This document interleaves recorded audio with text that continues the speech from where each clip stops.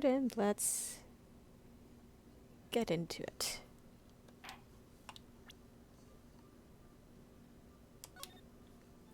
No, not from chapter start. Okay.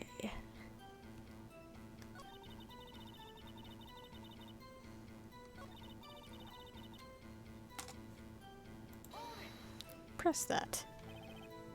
Binoculars? Yeah, binoculars! Yesterday you mentioned that you were out looking for shooting stars, correct? Well, yeah. Wouldn't you need a telescope, not binoculars, for that? I've got doubts about your camera, too. Was that really to take pictures of meteor showers? The camera is irrelevant to this case.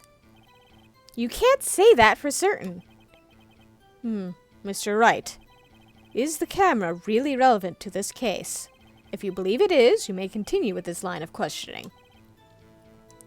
But know this. If you find nothing with this, there will be consequences. Hello. Or should I say hello? Well, Mr. Wright, do you wish to press further about the camera? Oh, it's this loser. Yeah, it's this loser. And let's see. Yes. This is make it or break it time. The camera is of utmost importance, Your Honor. It is, perhaps, the key to this entire case. Therefore, I will continue my line of questioning. Wow, maybe I went a little overboard there. Very well. Miss Hart, you will testify to the court about the camera. Yeah, I hear ya. The camera was set up to take pictures of a meteor shower. Neon says, he's not a loser, he's a perfect winner. And Star calls him Man Dweeb von Heckwad. Oh, the names. Oh, the names we come up with for Von Karma. Von Karmbutt. I had a really good goof name for him at one point. What even was it? It was a solid burn. If you do, if you do find it, you absolutely have to tell us.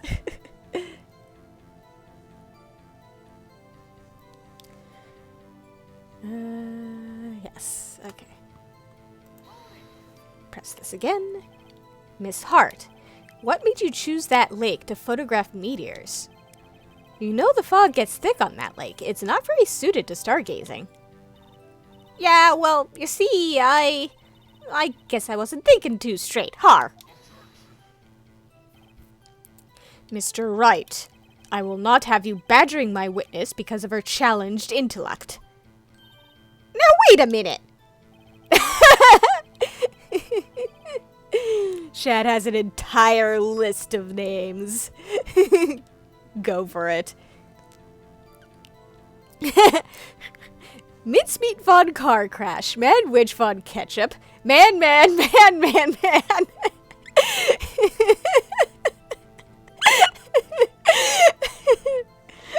Freddy Boy, Minecraft von Cubicle, Masquerade von Kleenex, Magnus von Killian, Nini von Hohenheim.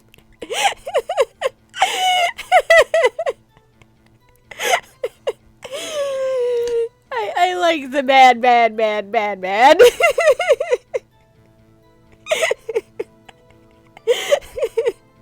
I'm dying over here.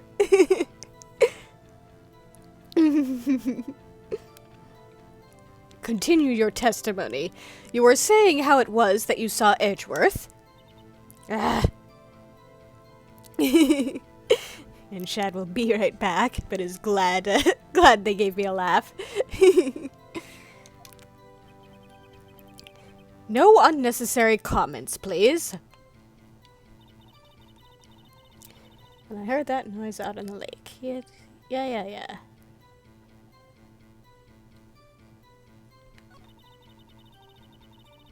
Meteor shower. Binoculars. Okay.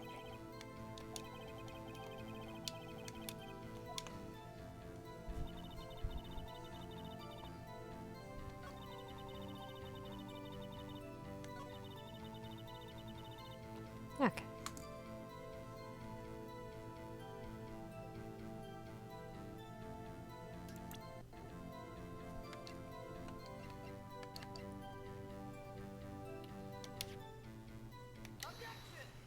Ah! You were photographing shooting stars? That's a lie. Says who? I saw the camera you set up yesterday. It was pointed directly at the lake. You have to point a camera upwards to take photos of the stars, Miss Hart.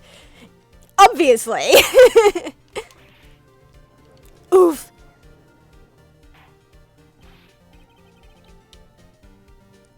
Mr. Wright, what are you driving at? The witness was not at the lake to photograph shooting stars, Your Honor. Well then, what exactly was she photographing? Your Honor, take a look at this. What was Miss Hart trying to photograph at the lake? This. Miss Hart, this is what you were trying to photograph. What's this, a newspaper article? Gordy? Ah, the sighting at Gord Lake. Well, Miss Hart? I never heard of no lake monster. You got proof or something? Let's see you prove that I was down at the lake trying to photograph this Gordy. I have it. Proof. Intriguing. Very well, let's see it. And no joking around this time, please. I don't think the judge is supposed to be saying that line.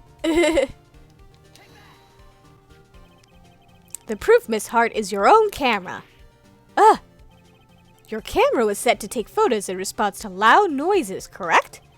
Thus, this photograph here, taken when a gun fired on the lake. And here, this article about Gordy. According to this article, Gordy made a loud noise when it emerged. Well, you were trying to photograph Gordy, weren't you? That's why you had set your camera to respond to loud noises. Order, order. I see. I too thought it was a little strange. Yeah, sure. Well, Miss Hart? You were camping there to try and take a photo of Gordy, weren't you? Yeah. Not bad. Are all you lawyers that smart? So, smart boy, I was down there trying to photograph Gordy. You got me. So what? Huh? That don't change what I saw, does it? Exactly.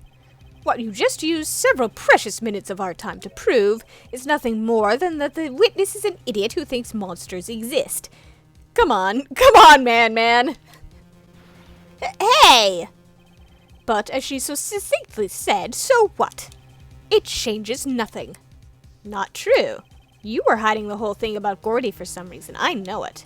But what could it have been? Whatever it is, I'm getting to the bottom of this. Miss Hart, why did you hide the fact that you were searching for Gordy from the court? Please revise your testimony.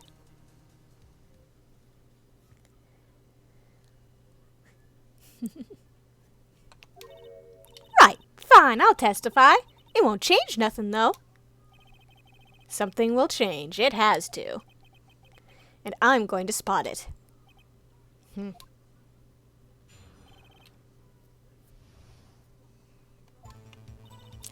Actually, I'm not a research student at a university. I'm an investigative photographer. Imagine what a scoop it'd be if I got a picture of that monster. That's why I was camping out by the lake. But that's all I was hiding. When I heard the bang, I looked right straight out at that lake. That doesn't sound right. There wasn't much else to look at, so I just watched that boat the whole time. Then I saw a flash near one of the men's hands, and I heard another gunshot. I was looking right at that boat the whole time. Cross my heart and hope to fry.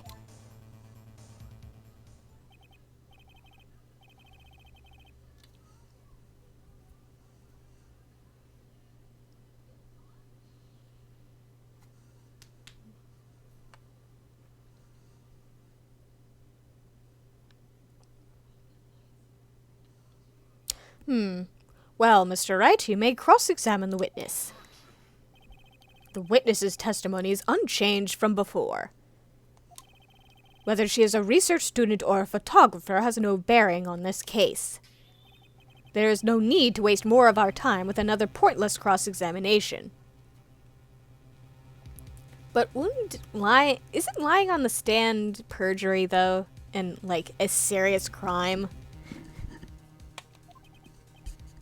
Then again, at least in American courts, I don't know anything about Japanese courts.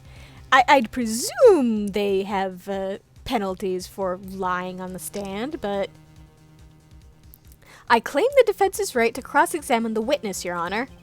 Von Karma's up to something, I know it. He doesn't want me to cross-examine her because...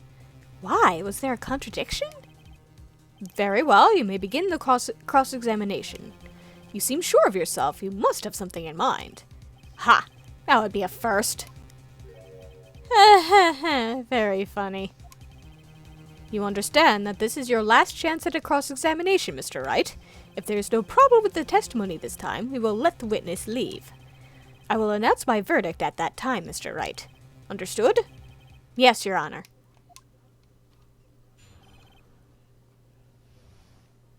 No pressure. Star says they want to punch Mon Ketchup almost as much as I want to punch Shido. Yeah, Von Karma sure is a pain in the butt.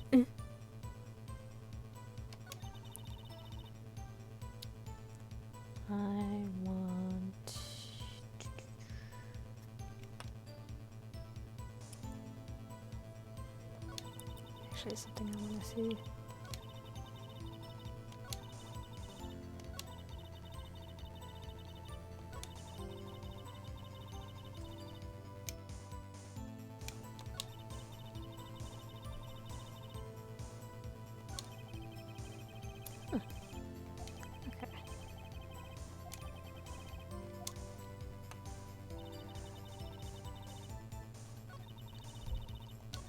Oh, goddamn.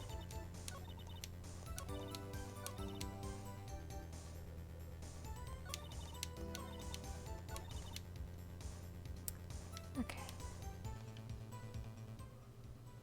Yeah.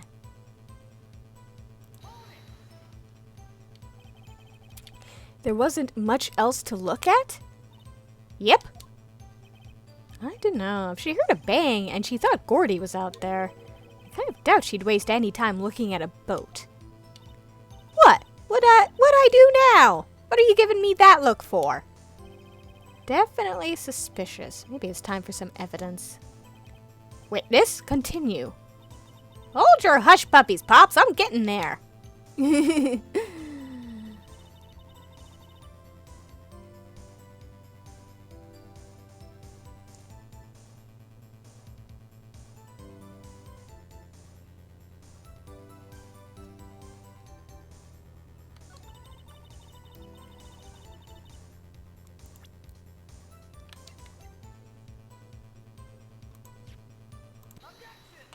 Ah.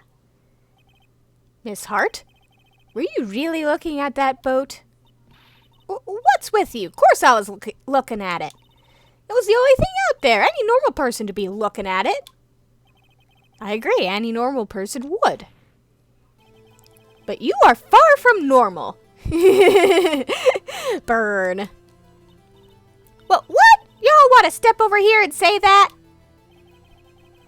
You were camping at the lake to take a picture of Gordy. Think about it. What would you do if you heard a loud noise? You'd be scanning the lake for any sign of Gordy, that's what. You wouldn't give the boat a second thought. Ah!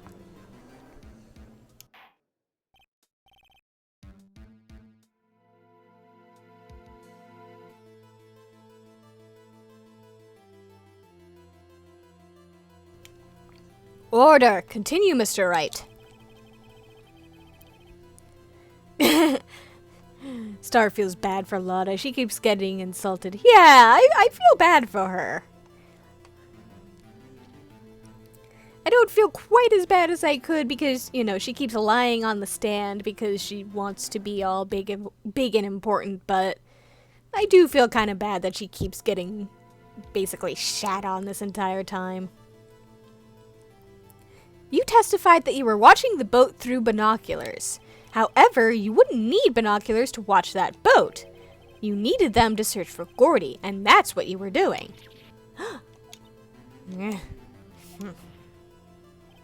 Well?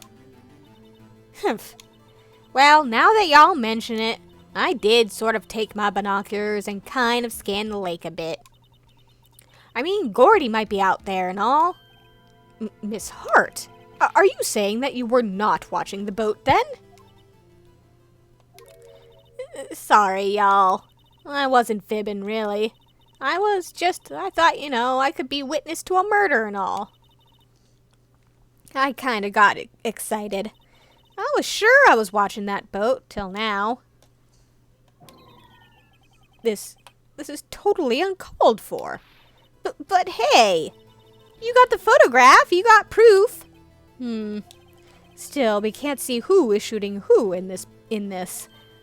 Right! That's why I took this photo and... Witness, that's enough. Why are you interrupting, Karma? You've had a long day. Shut your pie hole. Hey, come on. Von Jackass. Shut my what? What was she going to say? She took the photo and what? Wait a second. She even had a photograph to prove it.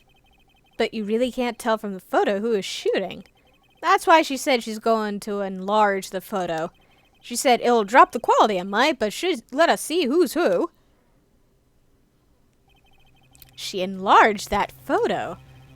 Why won't Von Karma let her show it? I've got a hunch. I bet that enlarged photo shows something bad for Von Karma. This is my chance. If I'm wrong, though, it'll mean prison for Edgeworth, or worse. What should I do? Wait and see. No, just make her show it.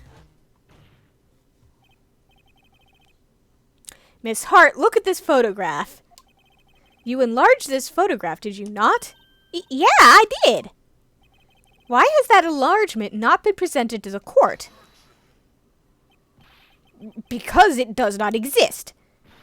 What are y'all talking about? You were the one who told me not to show it in court in the first place. You old fool. Calling him the fuck out. Thank you, Lotta. What's the meaning of this, Mr. Von Karma? Miss Hart? Show the photo to the court. Show us the enlargement. Look at this photograph. Every time I do, it makes me laugh. The prosecution objects to the submission of this evidence. Objection denied. The witness will show the enlargement to the court. Here it is.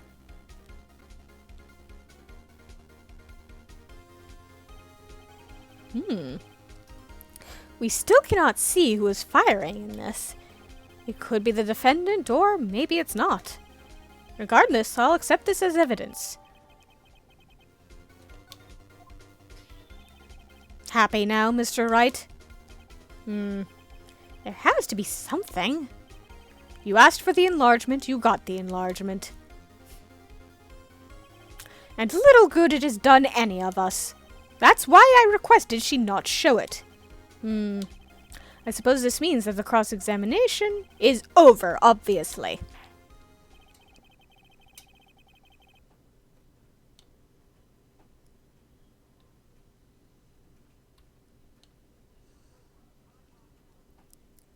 Just gotta love that convenient face shadowing. Yeah, so convenient. Then I would like to close the cross-examination of Miss Lotta Hart. And none too soon. That was a flagrant waste of my time. Mr. Von Karma, do you have anything to add? I stated everything I needed to when this trial began. Decisive evidence. A decisive witness. What else could possibly be required? Nothing, of course. Then I believe it is time for me to declare my verdict. Wait, it's not supposed to go like this. There has to be a clue in this photo somewhere. This is bad, real bad. What should I do?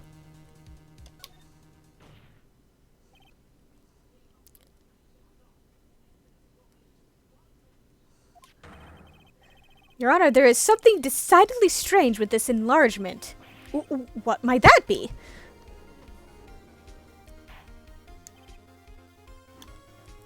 Mr. Wright, you will show the court what you mean. What about this photo is strange?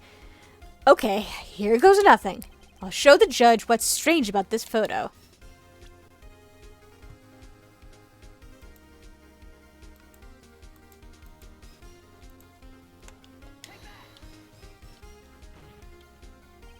Here, Your Honor.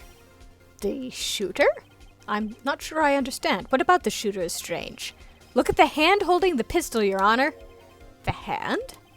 That hand directly contradicts another piece of evidence. This man's left hand does what? Let me show you. Show you the evidence that left hand contradicts.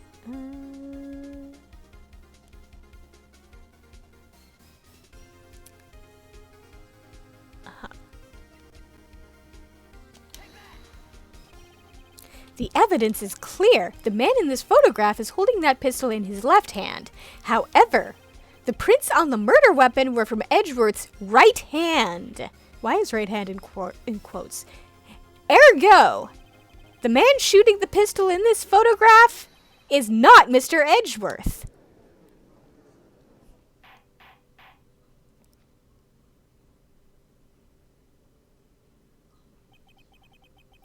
Now that everyone in the courtroom has quieted down, I would like to reconvene this court of law. Mr. Wright. Yes, Your Honor. You have given us definitive proof today. We now know that it was not Mr. Edgeworth who fired the pistol that night. However, this leaves us with a rather large problem. If Mr. Edgeworth didn't do it, then who shot our victim? Precisely. As we have seen, there were no other people on the lake that night.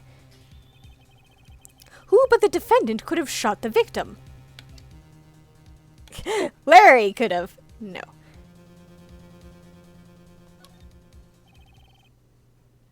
There's only one explanation remaining.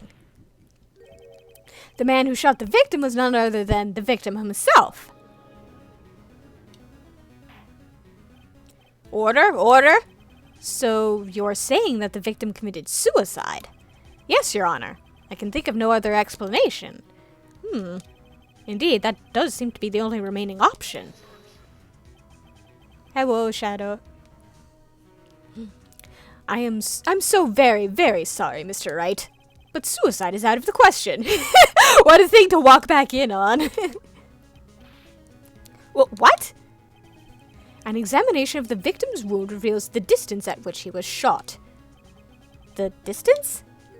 The victim was clearly shot from further than a meter away. A meter? That's 3 feet. That still seems a bit too far for the actual distance on the boat, too. Unless we assume that they were sitting 5 feet apart because they're not gay.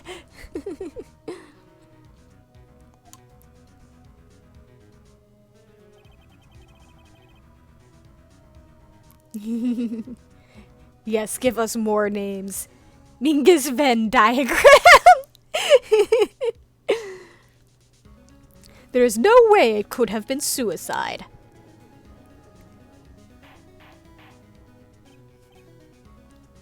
Order, order! Mr. Von Karma, are you sure of the accuracy of your data?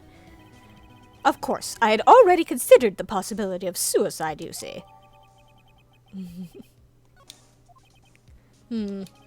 I see.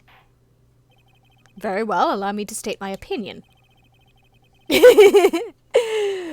2 bros murder on a lake boat 5 feet apart because they're not gay. Yes, exactly. Considering the situation, the shooter had to be the defendant, Mr. Edgeworth. However, the prints on the gun reveal that the shooter was not Mr. Edgeworth. This is a conundrum. Therefore, I would like to suspend proceedings for this trial for the day. The court orders the defense and the prosecution to further investigate this matter. Understood. Yes, Your Honor. That is all. The court is adjourned. I'm giving you both homework. Get to it.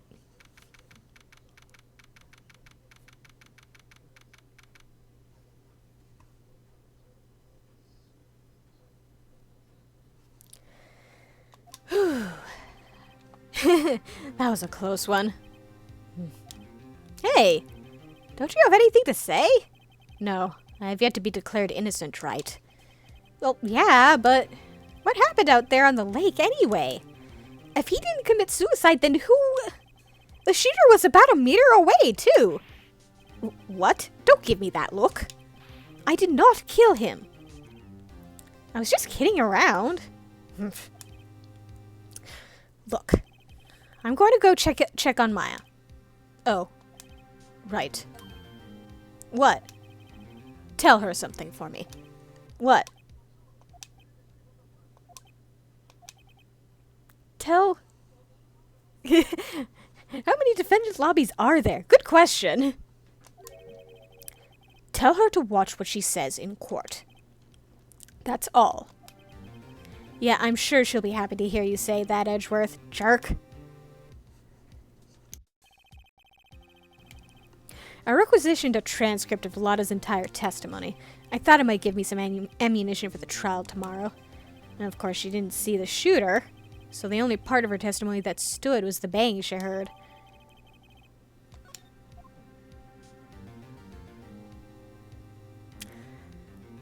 Finally made it past this part.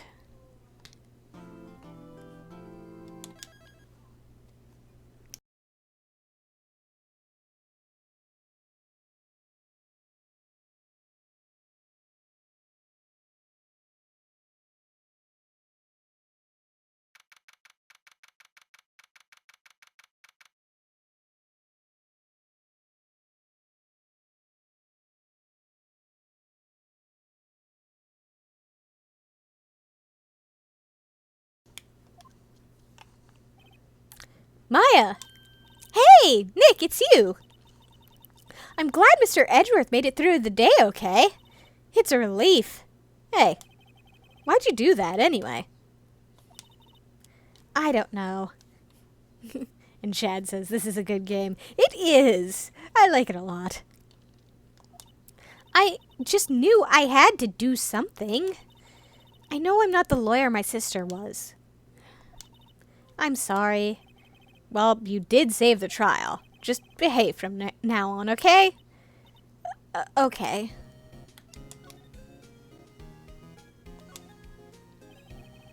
Have you been questioned yet? No, not yet. Detective Gumshoe was here just now. He said, seeing as this is your first offense, we'll let you go after questioning. Whew. Oh, and he wanted me to get bail money ready. You can pay for me, okay? Huh? How much? I don't know. I guess they'll send you a bill or something. Why do I picture giant bales of money every time I hear the word bail? Any luck with Mia? None. I can't get through to her at all. I tried. I really did. Mia, stop calling your phone. Stop calling your spirit phone and tying up the line. I don't know what to do. I think I probably shouldn't have stopped my training. She sounds like she really did do her best. Star says, I love you, Fiend. Phoenix is so good. I should check and see if there are any waterfalls in the local area.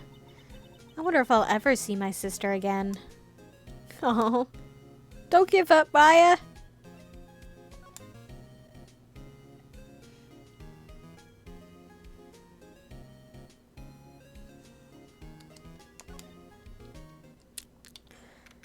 Okay, let's start wandering around and gathering info. There are fewer than there were yesterday, but the cops are still around in the park.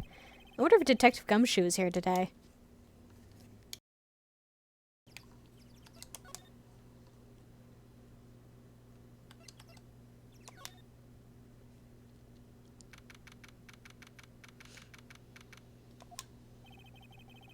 Haven't seen Larry around today at all. Probably off paying through the nose on a date with the lovely Keonce.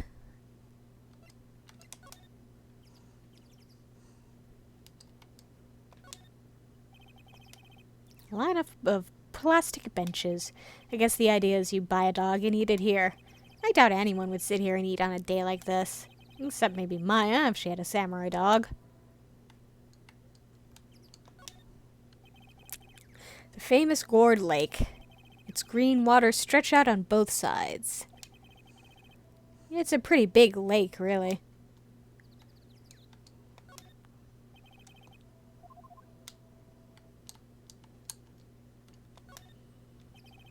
The trash can is empty. At least the place is well maintained. Or maybe people don't visit it that often. A hot dog stand. It's closed. The Christmas fringe looks a little half-baked. The banner reads, Samurai Dogs. Somebody needs to redecorate.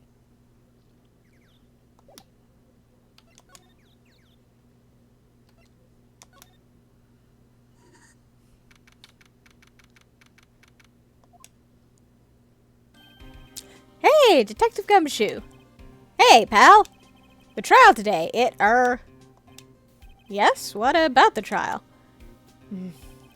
Well, I was going to say good show, but it wasn't really all that. Though you did save Edgeworth, I guess. I just wasn't sure how to thank you, you know? Thanks. What can you tell me? Tomorrow's trial. Detective Gumshoe? Any idea what strategy Von Karma is planning for tomorrow? It sounds like he's bringing in another witness. Another witness? Oh, right, he said something about that in the trial today. There were 2 witnesses. I was wondering who that other witness was.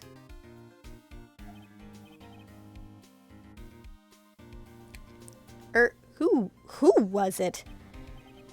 Sorry, pal. As much as I'd like to, I'm not at liberty to divulge that information. Right. Edgeworth. Oh, right. I wanted to ask you something about Edgeworth. What's up? A spicy secret. Is he afraid of earthquakes? I never heard anything about that before. Mr. Edgeworth doesn't talk about himself too much, see? But there's one thing that's clear as day. Him hating crime the way he does, and him becoming a lawyer, and him being scared of earthquakes. It all started with that incident. The DL6 incident? Yep, that's the one. 15 years ago, when he saw his father shot before his very eyes. He still feels the pain now. You can see it in his eyes. I want to give Gumshoe like a New York accent, but I just can't capture it. Which is ironic considering my mom is from New York. I wanted to talk to you about Maya Fey. Huh? She's not out in bail yet? That's strange. I told them to let her go as soon as they had their report written up. Man, I don't know what would have happened in that courtroom today if it weren't for her. Seeing her get dragged out by the bailiff? I'll be honest with you, pal. I shed a tear or two. Edgeworth, he was so moved I saw his lip trembling. Really? Cold as ice Edgeworth? He was really grateful for what she did, you know? I'm gonna head back to the station. I'll get the report on Maya and get her out of there as soon as I can. Thank you. Oh, wait. I was wondering, how much is bail going to be? Don't worry about that. Mr. Edgeworth is posting the whole amount. Star wants to give Gumshoe, Miles, and Phoenix a hug. I want to hug them all, too. They're all great. What? Edgeworth? Didn't I tell you? He's grateful to her for what she did. All right, pal. Well, don't forget to go pick her up, okay? Maybe I can get Edgeworth to pay this month's rent, too. Don't push your luck, Phoenix. I don't think Lotta takes very good care of her SUV. It's covered with dents. Can't believe anyone would drive their car down here. I wonder why she brought a camping cooker with her. There's a convenience store right up the street.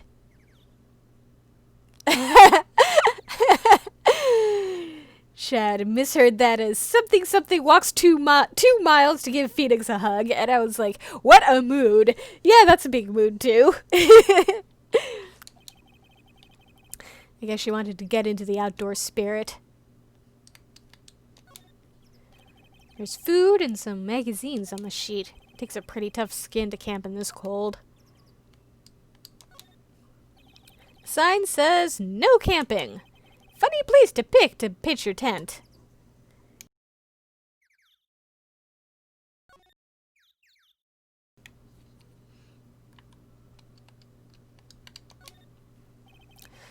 Lotta's camera staring out at the lake as usual. Oh. Even a novice like me can tell that camera must cost a pretty penny. I hope she doesn't leave it out here to get stolen. Lotta can't comment on the lake. The trees grow quite thick here. Further back, the trees fade into the shadow where the sunlight can't reach them.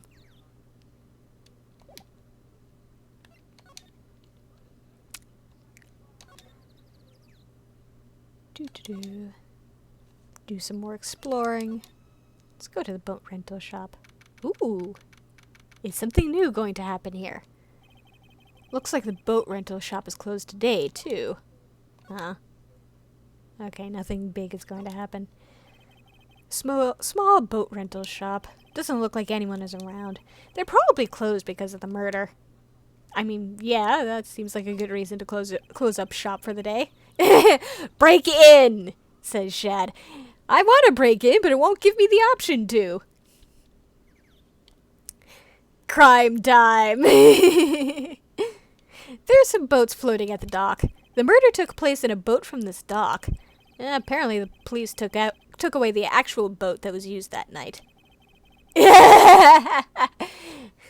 Shad suggests take off the side. Use that as a boat. Live free and maybe die. Maybe. I mean, if I take off the side and try to use that as a boat, I probably will die.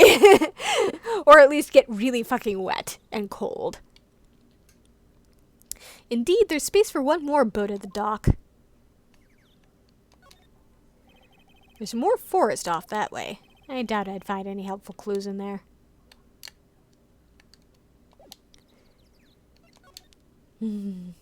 Why do you have your doors closed?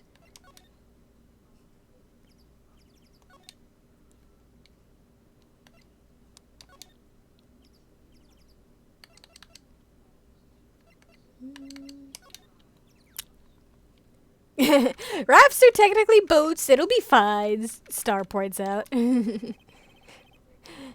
But rafts are kind of meant to float. Signs generally aren't.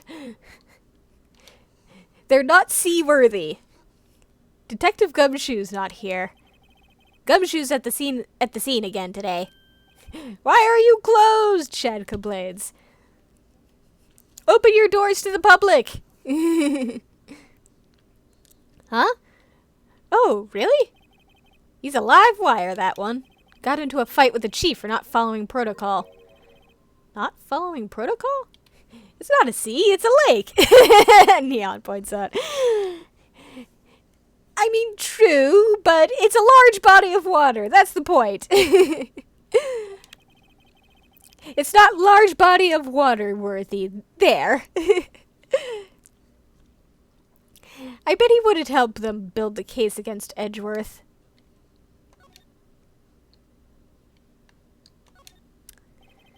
These are the detectives' desks. There are computers and files on each one. Funny, they're a lot tighter than I'd expect. I guess the detectives don't spend a lot of time at their desks. Who cares about getting wet? We have crimes to solve. It's literally freezing out there, though. It's the middle of winter. Murder puzzles.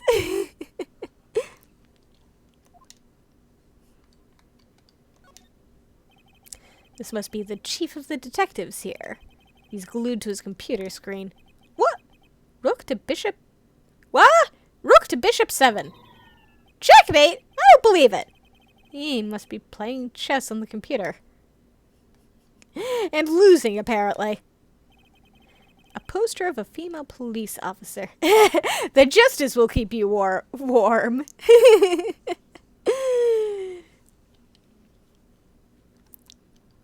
Okay, next time I'm at the lake, I guess I'll try and rip off the side and go for a ride on the lake. You guys happy? If I get wet and freeze to death, it's gonna be your fault. Wait, no, that's the latest Babes in Uniform calendar. My bad. Neon is celebrating my plan. That must be one of the detectives. He's mumbling something to himself. Don't do anything rash. Why jump? You have every reason to live. He must be doing image training for talking down a potential suicide. I mean, not a bad idea. Hey, is that the police department's mascot? That's the Blue Badger. It was my idea. I made it. It's my mascot. I see. How nice. I'll get him assigned mascot of the Criminal Affairs Department if it's the last thing I do. Good luck. Good luck with that. He's mine. I made him. The chief is real damn proud of that thing. That's a stone, Luigi.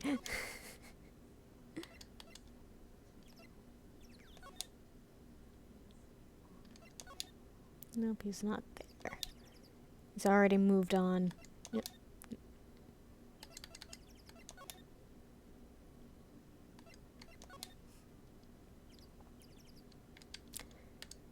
Hey, can I tear down the sign? Yeah! Chief voice. He's my OC and he's perfect and completely original and not scary at all! Sure, whatever you say, Chief.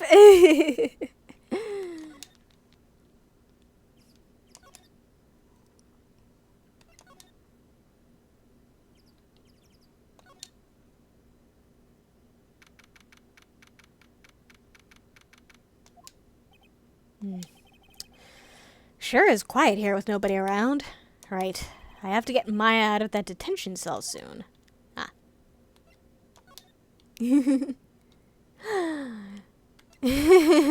Shad points out... Wait, shit, no, we have it wrong. It's his first soda. You're right. It's gotta be his first soda. That's why he's so adamant about it. He wants to make his first soda the mascot of the, department. Hey, Nick, you finally came! I just finished the paperwork. I'm free to go. Free at last, eh? Those interrogators were really mean. They were like, okay, what did you do this time? Like I was some kind of criminal. Can you believe it? Well, they let you out in the end, didn't they? Oh, that reminds me. Thanks for bail. Thank Edgeworth. Furry pride, yes. Huh? He posted bail for you. Said he was grateful for what you did. Mr. Edgeworth did that? I have to make it up to him. We've got to win this case, Nick. There we go. I want to turn up the music a little bit. What to do? What do you think we should do next? We're kind of lacking in the clues department. We could go to the park and look for Gordy. I was kidding! Still, if there are any clues out there, the park's as good a bet as any. What do you say? Shall we head down there? Sure! Any ideas? Have you noticed anything lately? You know, I did notice one thing while I was here in detention. It's really pretty comfortable here. It's warm and they keep it very clean. I meant, have you noticed anything about the case? Well, not much more than that, no. She's probably still upset about Mia. I should leave her alone.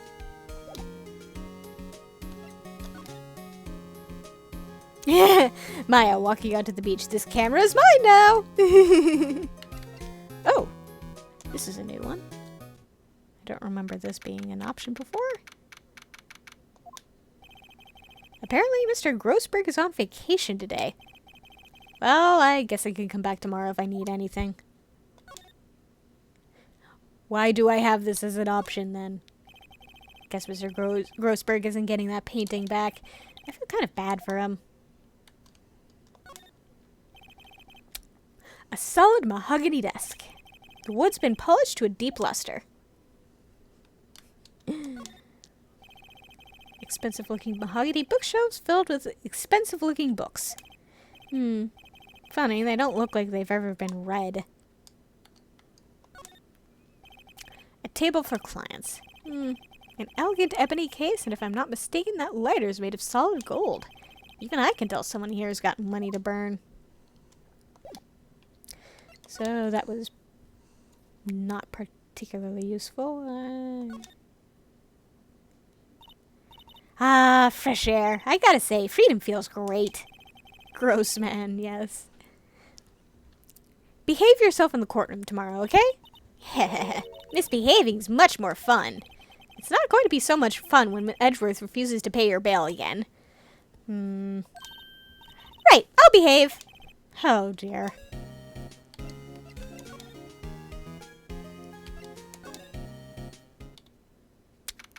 Back to the entrance. There aren't many cops around today, are there? They're probably back at the precinct working up the case against Edgeworth. Hey,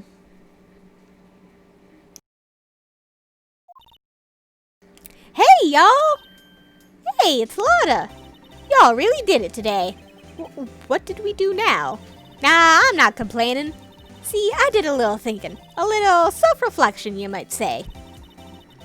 I realized that being a witness is a mighty big responsibility. But I just went up there and started blabbing any old thing that came to mind. Lotta. So, you see, I want to make it up to y'all. Make it up? Today's trial. What did you think of the trial? To be honest, I was doing it half just to say I'd been a witness, even though I didn't really see anything. I kind of convinced myself I had, though. Shad says, good on you, Lotta. I love her so much. She's good. Yeah, she's a little bit frustrating, but also at least she has enough wherewithal to be like, I done messed up. Sorry. I kind of convinced myself I had, though. I'm sorry. I know I caused y'all a lot of trouble. Well, memory is a tricky, vague little thing. As a psychologist, yeah, it really fucking is.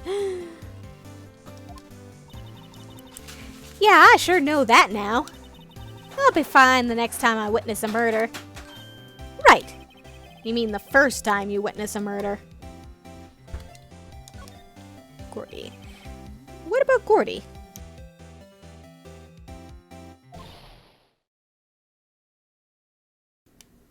Right. Well, the way I figure, the trial's only stoking the flames of Gordy fever. I'll get my exclusive photos and rocket to stardom. All right, Lotta, you go, girl. I wish I could be an investigative photographer, too. Finish your spirit medium training first. Lotta, what do you mean by making it up to us? Well, you see, actually, I've got a bit of information for you. What? That Von Karma didn't want me to say nothing about it. What information? Now we're getting to the heart of it. See, I reckoned we might be able to do ourselves a little exchange. Exchange? I thought this was to make it up to us. Right! I propose a little exchange to make it up to you. What? Information don't come cheap, my friend. Hey! I see you thinking, my, how unsophisticated these southern folks are.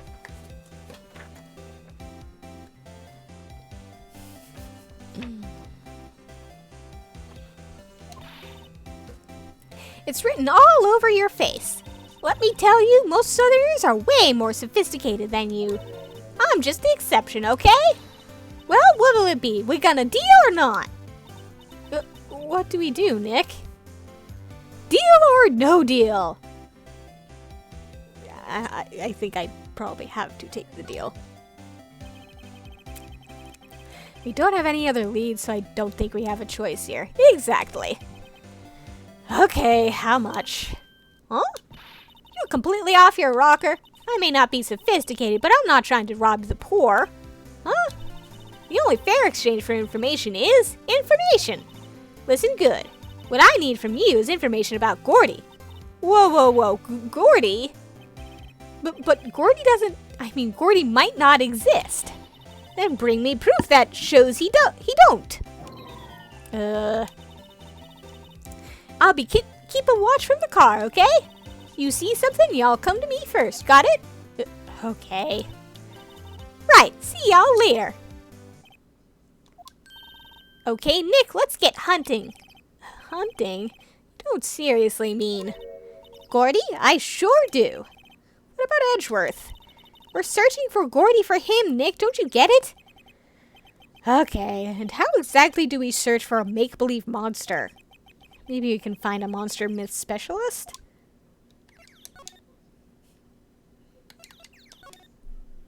Maybe we'll run into one over here. That wasn't there before. What's that? The Steel Samurai, Nick? Yo, Maya! Larry, what the heck is this? Oh, it was my girl Kiance's idea. She was all, if you like, put this here, it would be, like, really cool. Dude, she gave it to me along with the banner.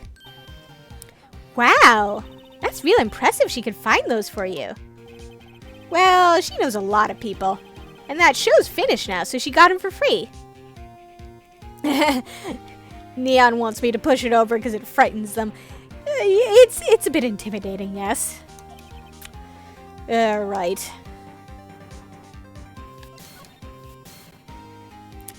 Edgeworth.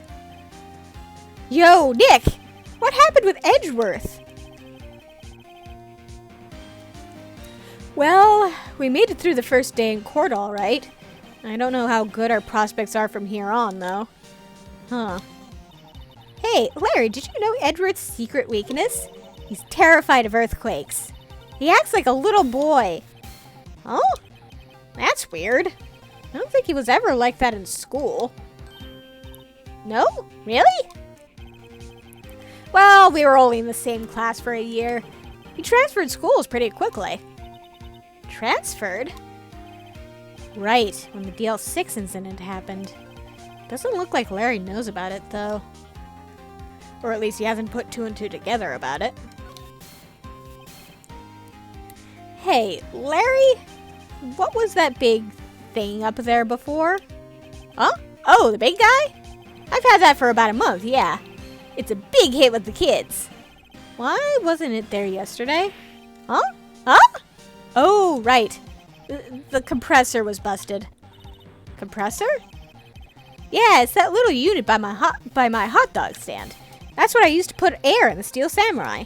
It broke a little while ago, so I sent it in for repairs. Oh. And here I thought you'd inflated it by yourself.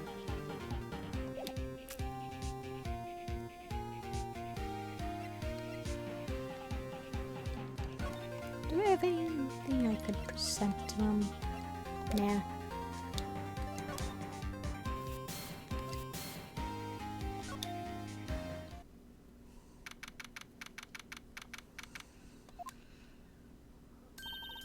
Hey, y'all! Well, y'all find anything out about Gordy? No, nothing. Well, keep moving. It gets cold out here at nighttime. It is a little chilly.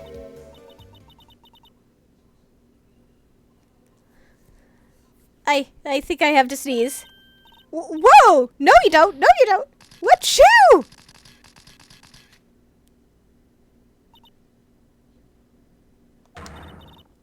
I told y'all no sneezing!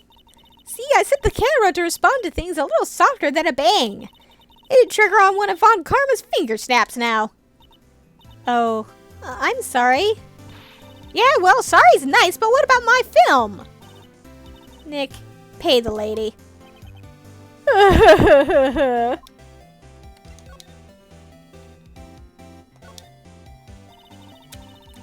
learned something in today's trial, that's for sure. Testifying is serious business. That's why I decided not to talk about that case anymore. Huh? Whoa, did you say you had information about the case?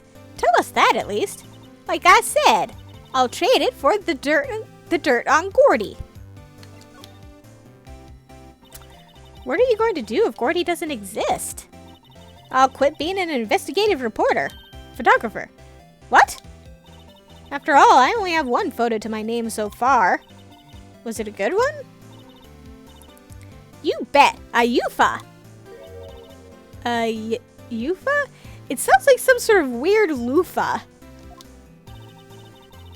Anyway, if I can't get a career making photo this time around, then that's it. I'll quit and go back to school. Huh? So you really are a university student? Yeah, well, I'm taking a break for a bit. Right. Come on, Lotta.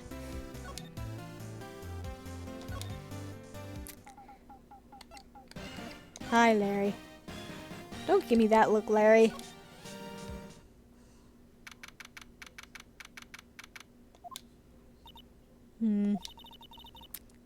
It's always so quiet here.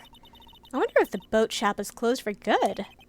Well, with the murder on the lake and all, they're probably just taking a vacation till it blows over. I get it.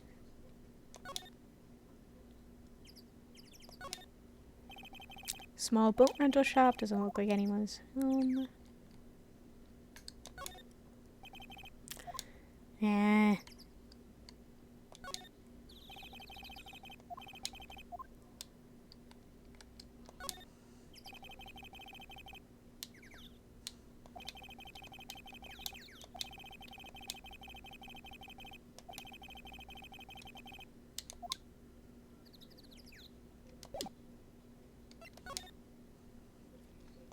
Still nothing of interest there. Okay.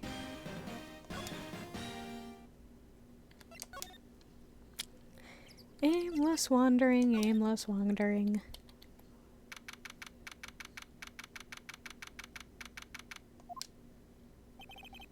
Hey there, pal. What's up? You look out of sorts. Wait, you didn't go and do something that's going to hurt Mr. Edgeworth's case again. What do you mean again? Whatever, have a seat, pal. I'm here for you if you need anything. Besides money, that is. We're all broke. Except for Edgeworth. How's the investigation proceeding? Yeah, it's not, really. We have another meeting coming up, but we're supposed to talk about Mr. Edgeworth's motive. His motive? See, Mr. Edgeworth's father died in the DL6 incident, and the guy who got the lone suspect declared innocent was the victim in this case, Robert Hammond. They're saying that's why Edgeworth shot him, and Edgeworth never talks about his past. I bet they'll drag that out and hit him with it in court tomorrow, too. Poor Edgeworth. I gotta admit, it doesn't look good, pal. Say, Detective Gumshoe, do you know Gordy? The monster down in Gourd Lake? Not personally, no. Well, we're looking for him. Huh? Are you out of your minds? Eek! You got time to go wild monster hunting? How about doing a little questioning for me, then? Oh. Detective Gumshoe's scaring me, Nick. I told Detective Gumshoe about the deal with Lotta. Nick, try telling him sooner next time. Sorry.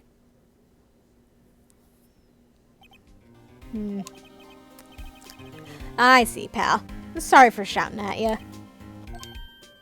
Okay. I, Detective Gumshoe, will aid your search for Gordy. Huh? I'll loan you one of our newest secret weapons for finding evidence. Really? You can take whichever one you like.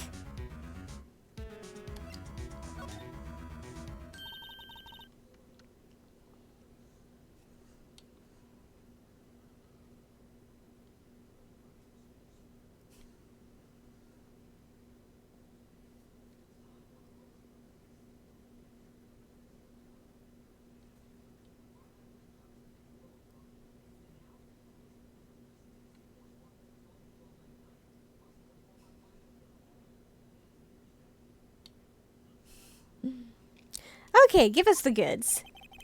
Hold on now, everything in due time. First, let me show them to you. These are our best and brightest. Introducing secret weapon number 1, Missile. Missile? He's a canine police dog, still in training. Missile, Missile, here boy. Aww, look at that little face. Such a good little puppy. There he is. Hey, he's cute. Look, Nick, cute dog. A cute dog. And this will help us how? Puppy. Yes, puppy. Missile, so good. Such a good little puppy. Next, secret weapon number 2, a fishing pole. Here, this is my own personal pole. Detective Gumshoe, we're looking for a monster. Yeah? How are we supposed to catch a whole sea monster with a fishing pole? Never know till you try, pal. Okay, this next one is the last one. No, please, I'm already overwhelmed by our choices. Secret weapon number 3, a metal detector. Here. Detective Gumshoe, we're looking for something alive. Right. How are we supposed to find it with a metal detector? Hey, you never know, I might have been eating soda cans. Well, which will it be? I can't make up my mind, Nick. They all seem so perfect. I can't make up my mind either for the totally opposite reason. Oh well, I suppose it can't hurt to borrow one of them.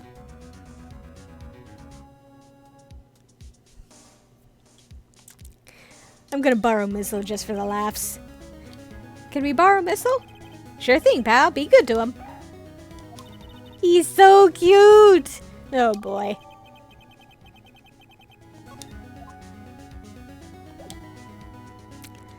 I know what I'm supposed to grab, but I'm feeling goofy.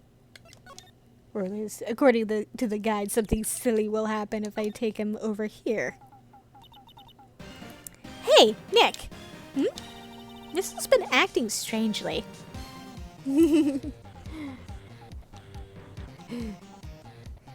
Yes.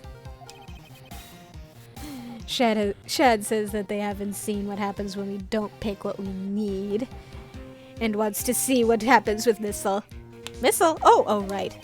That little creature of yours. Oh, come on. Hey, I love little doggies.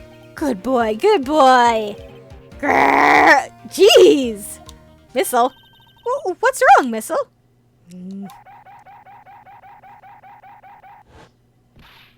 Eek! Missile! Missile! Whoa, stop that thing! Cannibal is eating my samurai dogs!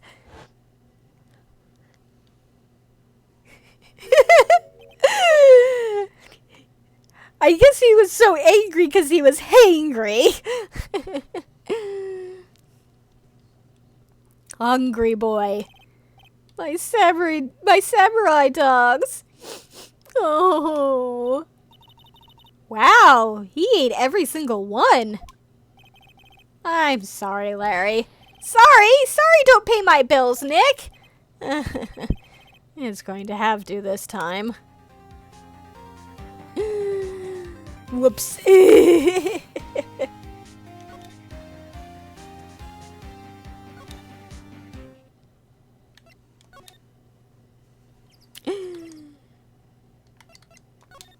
Back to the department to switch him out. Detective Gumshoe, can we borrow one of the other things? Yeah, sure, pal. But I have to take back the last one I lent you. Department policy. Well, take your pick. Which will it be?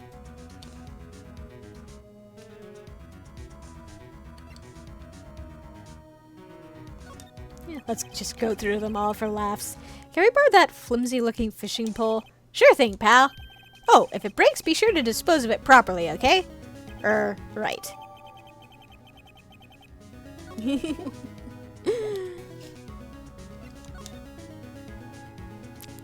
I love how I still have missile in my inventory, apparently.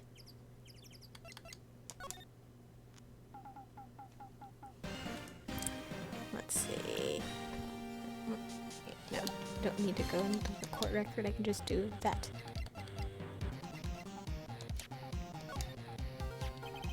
You know, you can't catch many fish in this lake. I'm not after small fry. I'm after the biggest fry of them all, Gordy. You really going to try to fish out a monster? To save Edgeworth, yes. Brings a tear to my eye in more ways than one.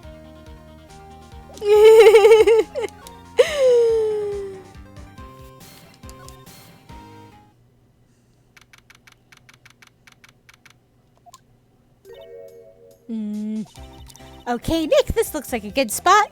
A good spot for what? Time to do some fishing. She's serious.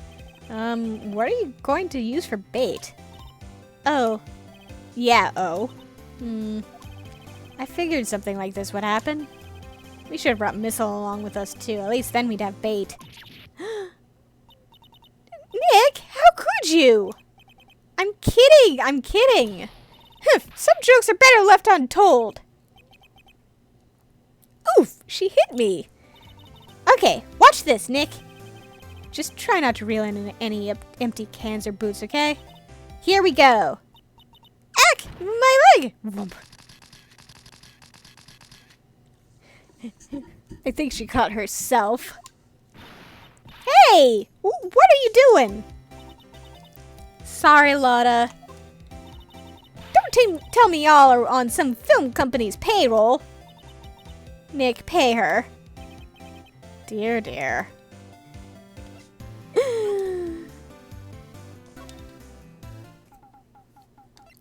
Okay, that's enough mischief. Time to head back and get some actual work done.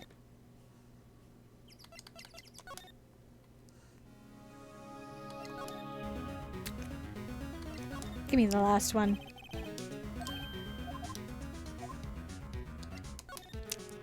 Give me the thing we actually need. Can we borrow that metal detector? Sure thing, pal. I'm not sure what we're going to find with this. Remember, you're hunting for a monster. Anything is possible. Anything.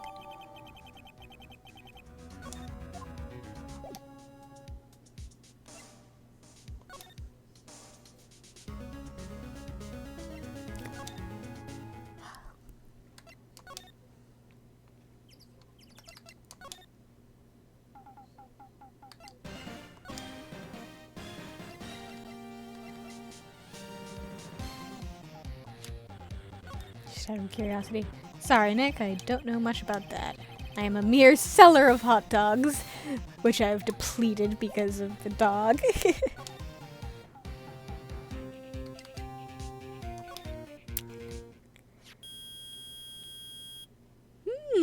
Interesting. Nick! It's beeping! The metal detector's found something! Sure is loud enough about it. Whatever it is, it must be in those bushes. Go check it out, Maya. Why do I have to check it out?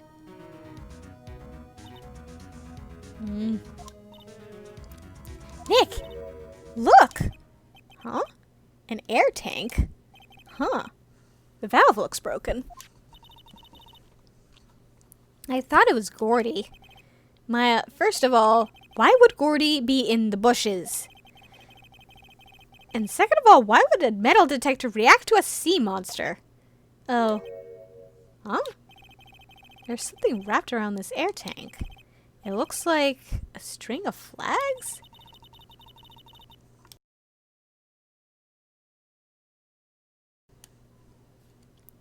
Well, we might as well take it with us now that we found it. It's heavy. Picked up air tank of dubious value.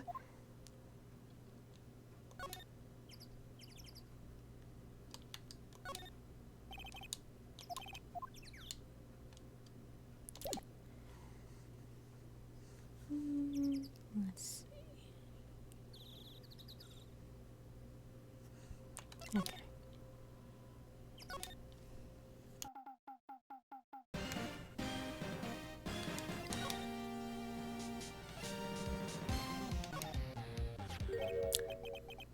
What? An air tank? What about it? Larry, I wanted to ask you about this tank. Is it yours? Say, is this air tank yours? Why would I have a thing like that? Look, see how there's a string of flags around the tank valve? It's just like the string of flags around your steel samurai there. Must be a coincidence. There are strings of flags everywhere these days. Like elementary schools. And used car dealerships. Look, why would I need a tank anyway? To inflate something. You used this to inflate that, didn't you? Inflate what? What else? A big puffy steel samurai. Now, why would you go asking me a question like that? Looks like I hit the nail on the head. That little facial twitch. Right. Actually, see the compressor I always use was on the fritz. So I tried using the tank to inflate it just once. And, yeah, it didn't go so well. As I suspected. It didn't go so well? Yeah. Do you think you could be a little more specific? I'm cross-examining him. Come on. Look, it's embarrassing, so I really don't want to talk about it. Tell us! Fine, whatever. It's like what I said. The compressor was busted. So I took the tank and tried to fill the samurai up with that. And then, blam!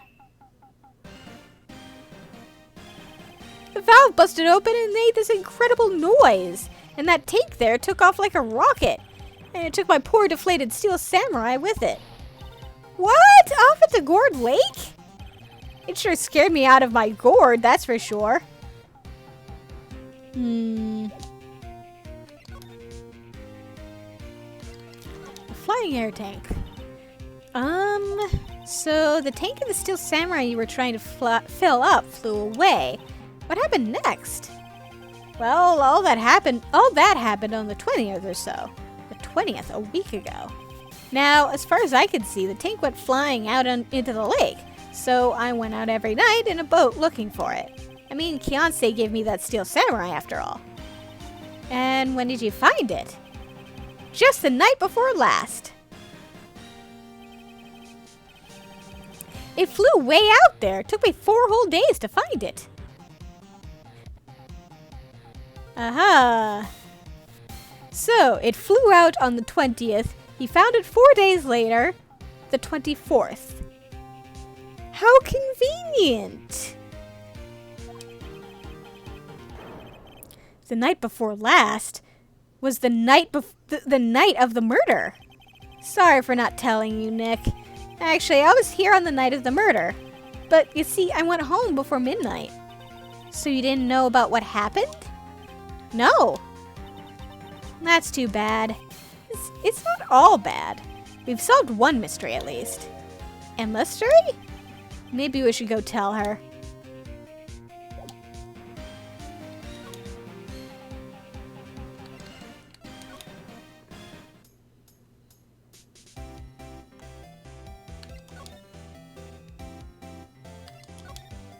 Hey, Lotta.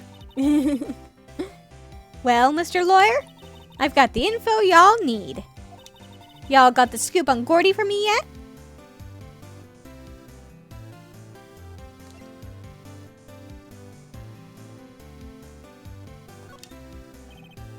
Lotta, there is no such thing as Gordy. Well, what? How can y'all be so sure? Really, Nick? Y'all got some proof Gordy don't exist? The proof that Gordy doesn't exist is here. Of course I have proof. No lawyer worth his badge would make a claim without the proof to back it up.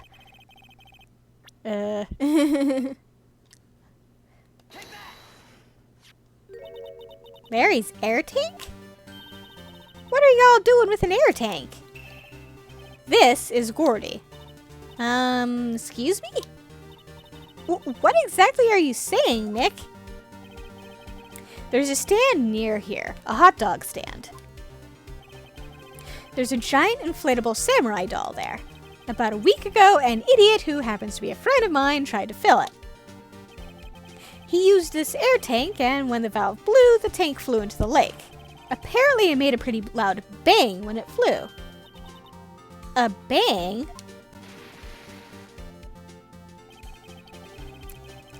Aha! And the truth comes out. The tank, along with the still deflated samurai, fell into the lake. At the same time, a couple was taking a photograph of the lake. This photo. Wait, so you're saying that Gordy is really the steel samurai?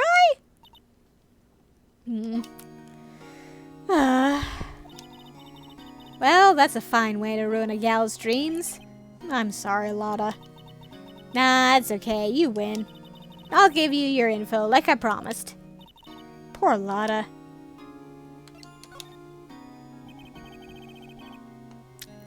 So, tell us this information you have. A promise is a promise, I guess.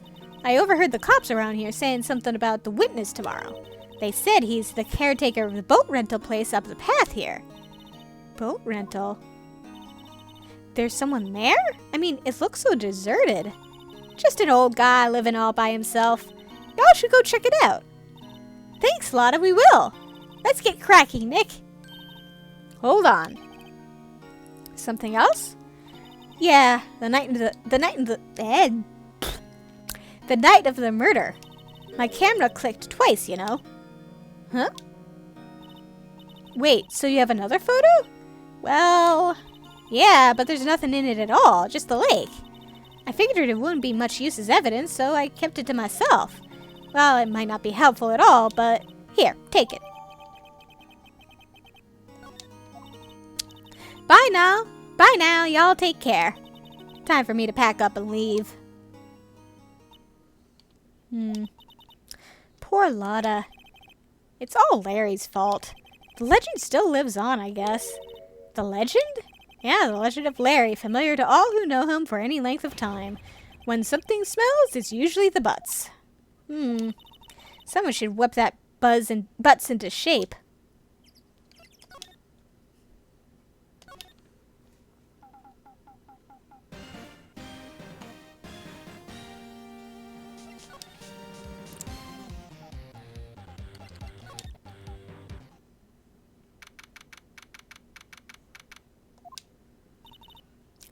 Hey, Nick.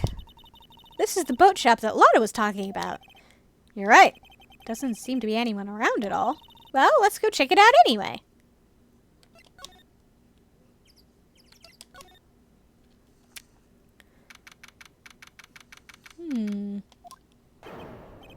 Mig, that you? Eek! Hey, is that Keith with you? Where have you two been? I've been worried sick. Nick, you handle this. I think I'll leave this one up to you, Maya. Big! Yes? Finally made up your mind, have you? My mind? You'll run the pasta shop when I'm gone. Pasta? Glad to hear it, glad to hear it. You make your old man proud. When you kids left the house, I didn't know what to think. How am I supposed to keep this place running, an old man like me? Polly, the kids are home. Hello, hello, squawk. Nick, what was that? A parrot, the one on that perch. Keith! Yes? I leave the wet noodle in your capable hands, Sonny. Nick, what's the wet noodle? Based on the available evidence, I'd say it's the name of his pasta shop. That's a relief, isn't it, Polly? Hello, hello, squawk. Yep. And he's asleep. He fell asleep. I guess he's relieved.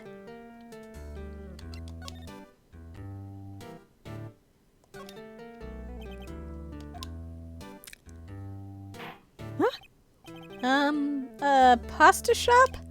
Yep. To think the wet noodle will live on when I'm gone. My father started it, you know, so that makes you two the third generation. Meg.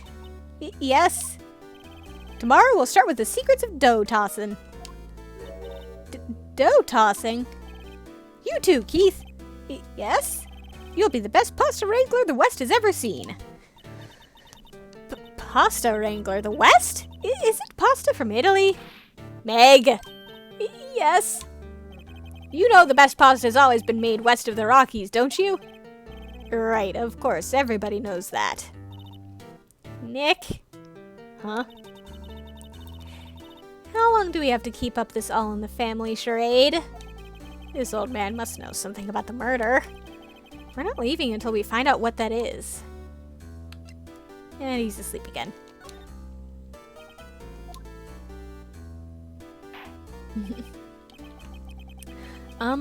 This is a boat rental shop, right? What are you talking about? This here's the Palace of Pasta, the wet noodle. Oh, now that you mention it, we haven't gotten many orders for spaghetti lately. All the kids come up and say, "Yo, dude, we want to ride in one of your boats." That's why I keep them boats out there. Youngsters these days, darned if I understand them. I'm pretty confused myself.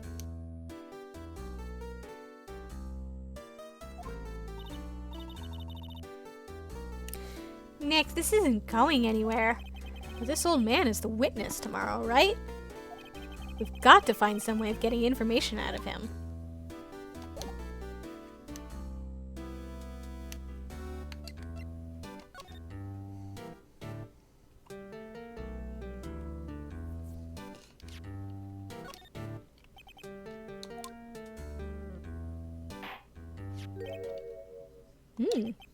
That a lawyer's badge?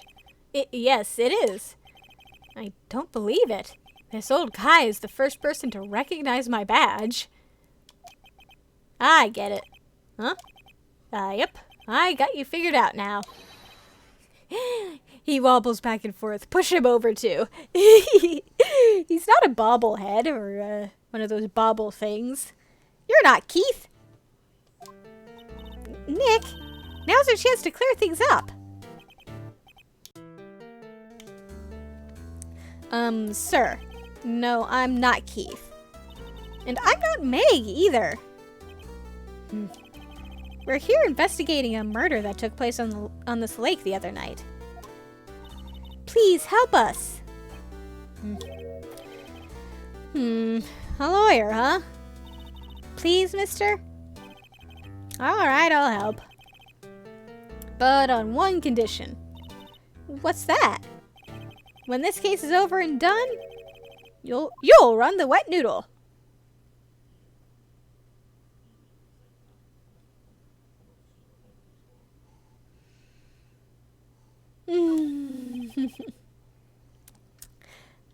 Okay, we promise. Nick, are you sure about this? Hey, anything to get this case solved. Neon says I should do it. Good. Also, who wouldn't want to eat Phoenix noodles? I guess so. That's my boy. Good for you, Keith. Wait, didn't I just say... You too, Meg. Yes? You bring a tear to your old man's eye, you know. Now, what was that you wanted to know? Speak up, Polly. Hello. Now he's talking to the bird again. How do we get him to talk to us?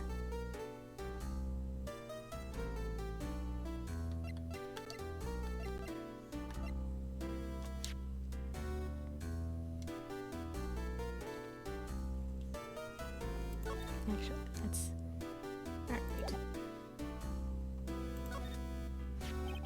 Alright. Yep, I seen this. You know something about this, sir? Keith. Yes? It's okay, you can call me Dad. Dad, you know something about this? Yep, the other night, out on the lake. Yes? I know all about that, I seen it. What? Tell us what you saw.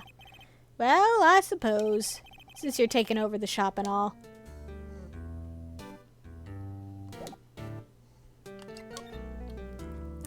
We're getting somewhere.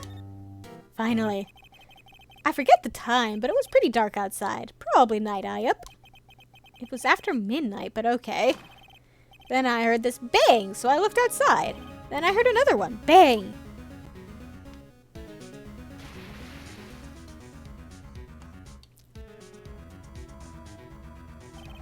A little while later, this boat comes back. Then a young man walked by my window here. He was muttering something to himself. Yep. What did he say? Yep. I forgot. I'll remember tomorrow by court time, promise. Ugh, we need to know earlier than that.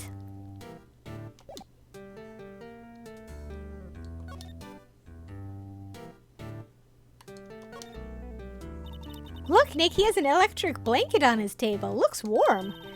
That's a great idea. We should do that at the office. We can sit down with our clients, snug and warm, and drink hot cocoa.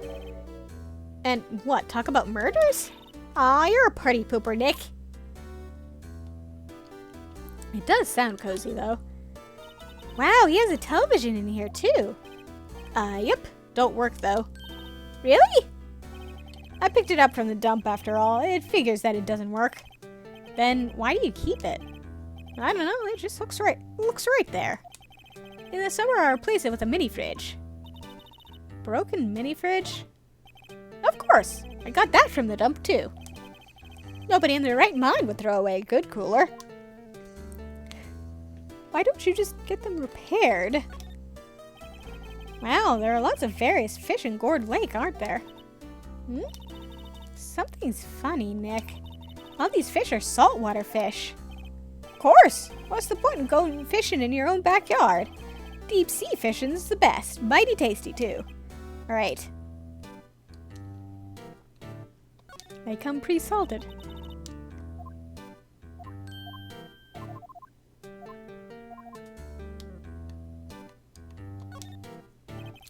Looks like a kitchen unit. It's pretty clean.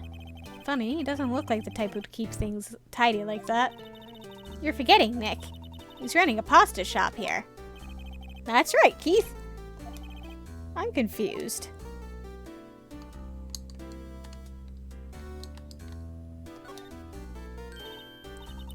Wow, what an amazing parrot that is.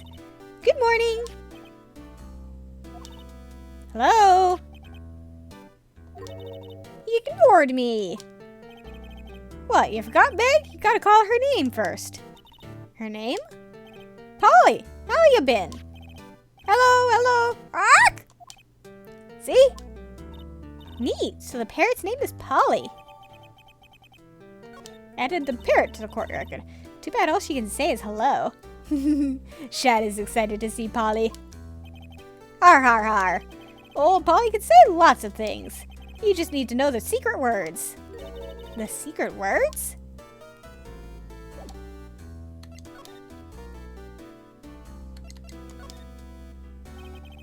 Ack, my memory's gotten worse of late.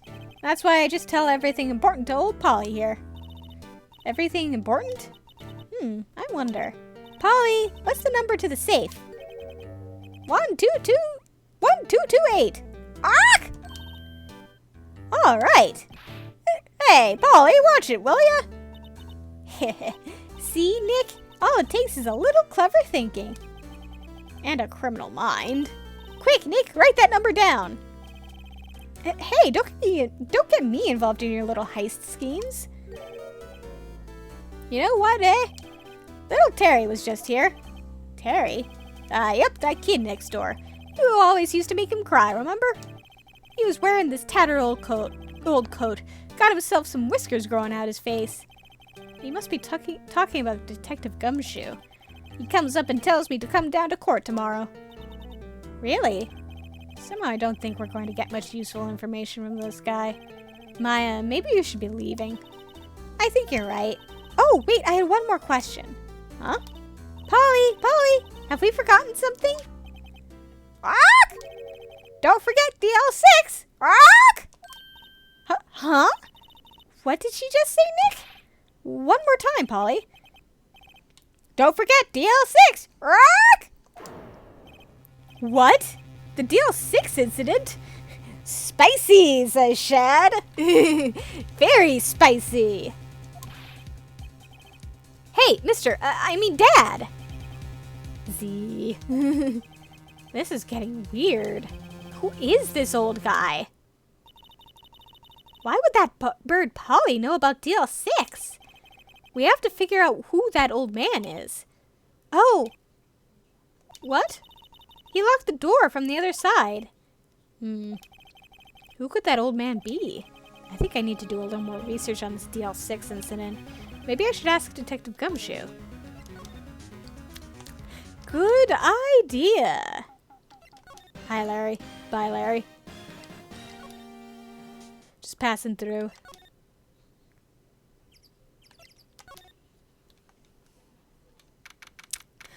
Oh, Gumshoe. Hey, pal. Long time no see. We saw you like an hour ago or something. You don't look so happy. What's wrong this time? Actually, we wanted to ask you something. Yeah? The boat caretaker. You know the boat rental shop down at Gourd Lake? Oh, yeah. The old man who runs it is appearing as a witness in court tomorrow, right? Huh? How'd you... That was supposed to be top secret. Do you know who that old man is, Detective? Actually, I don't. He's a bit of an odd bird. I haven't been able to get a straight answer out of him. I decided first that he wasn't persuasive enough to stand and testify as a witness. That's why we called Miss Lotta Hart yesterday. As for who he is, we have absolutely no idea. Sounds suspicious. The DL6 incident. Detective Gumshoe, please help us. Huh? We need to know about the DL6 incident. That was when Edgeworth's father died. I can't help but think that it has something to do with this current case. To tell the truth, I don't know much about DL6 either. Mr. Edgeworth forbade us from reading the file, so I'm afraid I can't show them to you either, pal. What?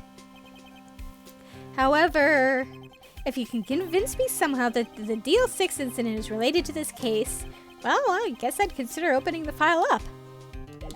Well then...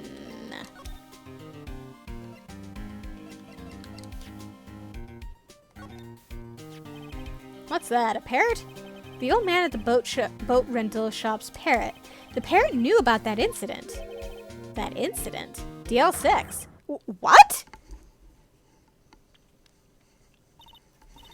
Polly, have we forgotten something? Ark!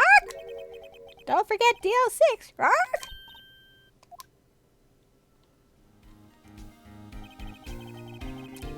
I'm pretty sure that old man must have taught her that word.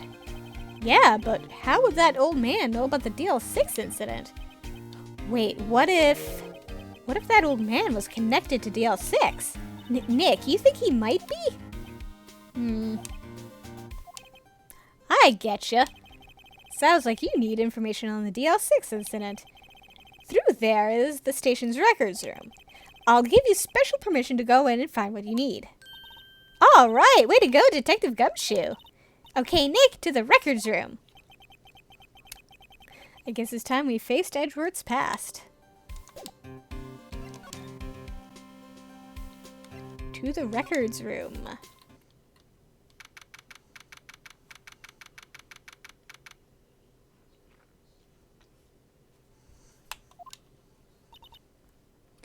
Wow, it's amazingly dusty. 10 years of files and 10 years of dust, I guess. Let's find that DL6 stuff quick. 15 years ago, both me and Edgeworth were 9 years old. Tiny boys. We were almost through with 4th grade when he suddenly transferred. Because of DL6? Nick, I found out where the file is. Oh, thanks. Just let me know what you want to know about the DL6 incident. I'll go get the right file.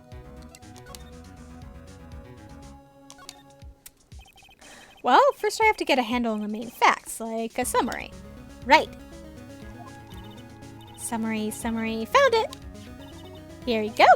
December 28th, 2001. Man, So this takes place in 2016. Cool. 2 years ago. That's exactly 15 years ago from the day after tomorrow. So in 2 days, the case is closed. The incident took place in the elevator of the district court. What? Is this the same district court where we're holding the trial now? Looks like it. There was a large earthquake at 2 p.m. on that day. Part of the court building collapsed and all of the lights went out. Ugh. Wow, that was some earthquake. At the time, 3 people were trapped in the elevator. It took 5 hours for them to be rescued. Now, imagine you're a 9-year-old trapped in an elevator with your dad and some other guy. And it takes 5 hours for any of you to get rescued. No wonder Edgeworth's got issues. 5 hours? That would be scary like that in the dark. There was a lack of oxygen in the elevator and the survivors were unconscious. The survivors? One of the 3 in the elevator had been shot in the heart. That was Mr. Edgeworth's father, wasn't it? He said that his father was shot before his very eyes. So Miles Edgeworth was one of the other passengers in that elevator.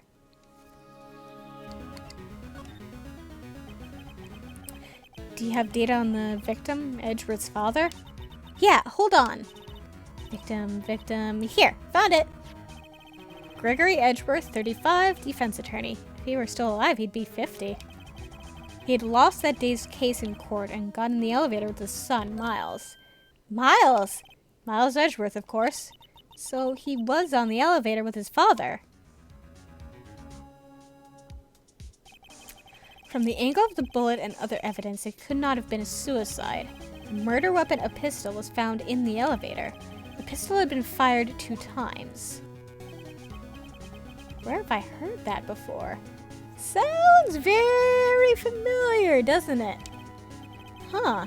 It sounds just like this current case. What's going on here? That's suspicious. Got any data on the suspect in there? That would be the guy that my mom got arrested. Hold on. This is it. The man arrested as a suspect in DL6 was Yanni Yogi? He was a clerk in the court, apparently. So he must have been the 3rd person in the elevator. Well, then he had to have done it. But he was found innocent, thanks to his defense lawyer, Robert Hammond. Hammond? The victim in our case? Right. The suspect, Mr. Yogi, was oxygen deprived. So much so he had brain damage. He lost all memory of being in the elevator. After he was declared innocent, he disappeared. Where could Yogi have gone to, I wonder? He may be closer than we think.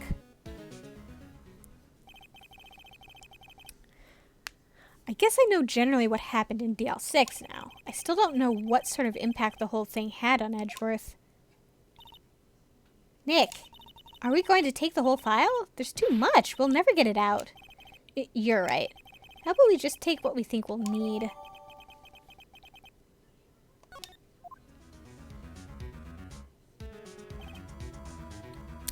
Right. That's probably all we'll be able to find here.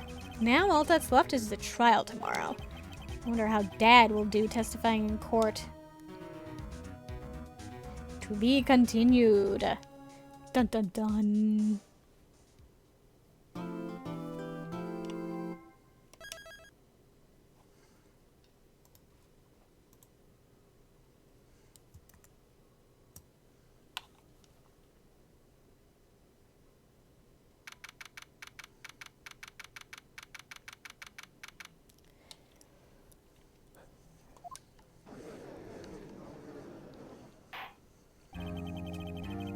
Court is now in session for the trial of Mr. Miles Edgeworth.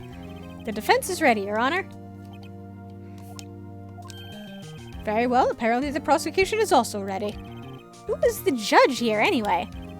Mr. Von Karma, your opening statement.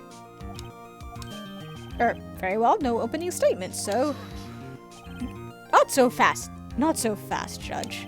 I was taking a meaningful pause before speaking. Right, of course. A prediction. Today's trial will end 3 minutes from now. Order, order. Mr. Von Karma, what is the meaning of your statement just now? Bah, must you question everything? It will be over in 3 minutes, we have no time to waste. I'll call my witness now. Right. I call my witness, my decisive witness to the stand. Is that mysterious boat shop owner?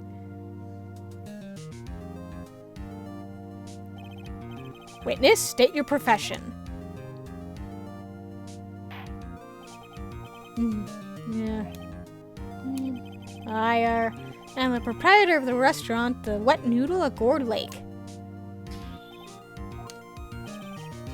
And I also rent boats. The night of the incident, you were in the boat rental shop, correct? Yep, I was. Please testify. Wait a second. I still haven't heard who this old guy is.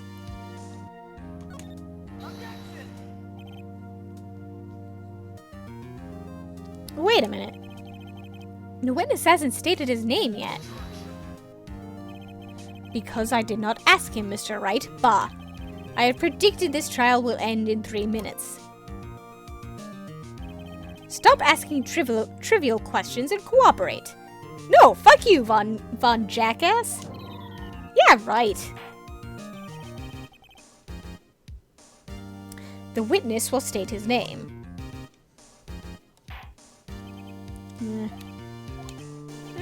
Well, I'm not really sure, Ayup. What do you mean? My memory. Your Honor, the witness does not remember anything beyond the last several years. Ergo, he cannot recall his own name. He can't recall, you say? Yes, but the incident in question took place 3 days ago. Putting on my psychologist's hat for a moment here. I'm not sure if information like one's name would actually be affected by long-term memory loss, because there's different sort of types of memory aside from just simply long-term and short-term. There's procedural memory, which is like all your skills and stuff, and then there's experiential memory, which is, you know, remembering events and stuff like that. I don't know what something like one's name would fall under. Whether it would be procedural or experiential or something else entirely. So if you lose experiential memory, then you won't necessarily lose your skills, and vice versa. You can lose your skills, but not necessarily, you know, your memory of what happened last week. So, from a psychologist standpoint, I'm calling bullshit, Von Karma.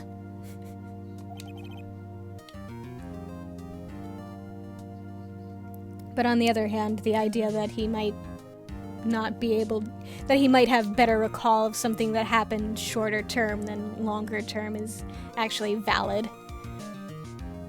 Sometimes people who suffer, there's different types of amnesia too, like there's anterograde and retrograde.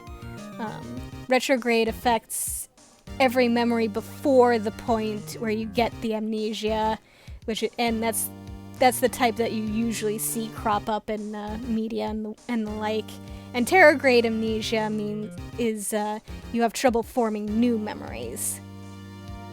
And, you know, there can be a whole lot of fuzziness between how much you can remember and how much you can't. Because memory is really complicated. He can testify. Very well. Let's hear his testimony then, shall we? Witness?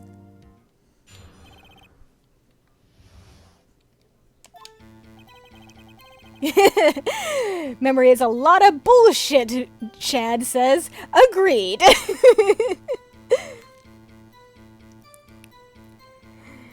And on the subject of memory is a lot of bullshit, that's why eyewitness testimonies aren't necessarily as reliable as you might think. Because, you know, people's memories are flimsy and, like, people can give two contradictory testimonies and be 100% telling the truth as far as they can remember. Because memory is, again, the way memory works is faulty. It's not like you encode. Yeah, people's minds just go places. Yep, that's part of it. And also just the way memory is encoded is, it's not like recording something. Yep. And then they get convinced that, yeah, that's right, when it really isn't. Exactly. When memory recall is more like reconstructing the memory from the disparate pieces in your head. It's not like looking at a video recording of something. So, like Shad just said, when someone's trying to recall something, you can accidentally or intentionally say stuff that makes them go, "Oh, yeah, that's definitely how it was," when actually that might not have been the case. Leading questions and stuff like that. Actually, I believe courts specifically have a rule against asking leading questions for that very reason. But yeah. Don't mind me going off on a tangent. It was the night of the 24th, just after midnight, yep. I was in the restaurant where I read boats as usual. Then I heard a bang, yep. When I looked out the window, I saw a boat just floating on the lake. Then I heard another bang. Just about then, the boat comes back to shore and a man walks by my window.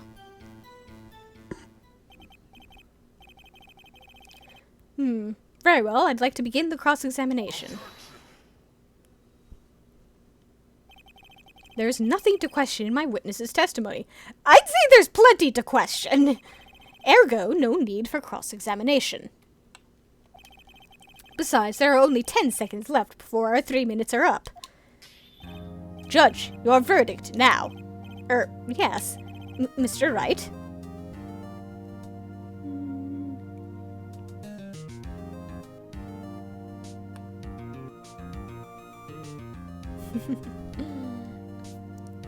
So I can say either, but I'm definitely gonna say just cross-examine.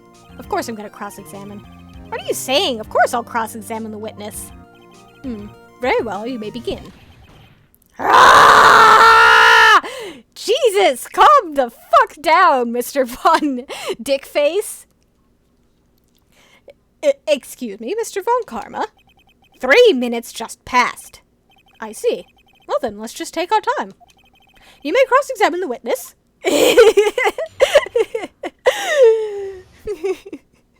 A very subtle little fuck you to him. The 24th.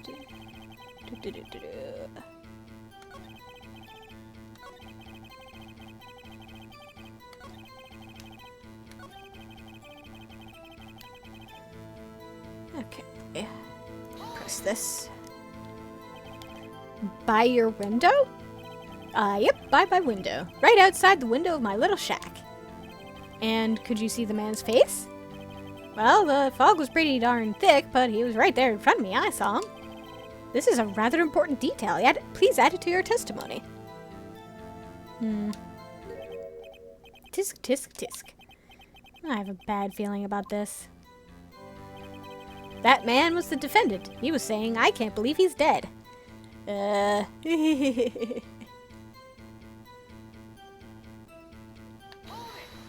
Yes, good. I can just do that. Are you sure? Uh-oh. Dad! dead certain, Keith. He said, I can't believe he's dead as he was walking by, too. Can't believe that dad snapped him out of it. Witness, are you sure that the person you saw was Miles Edgeworth? It was him, that Edgeworth boy! Ah!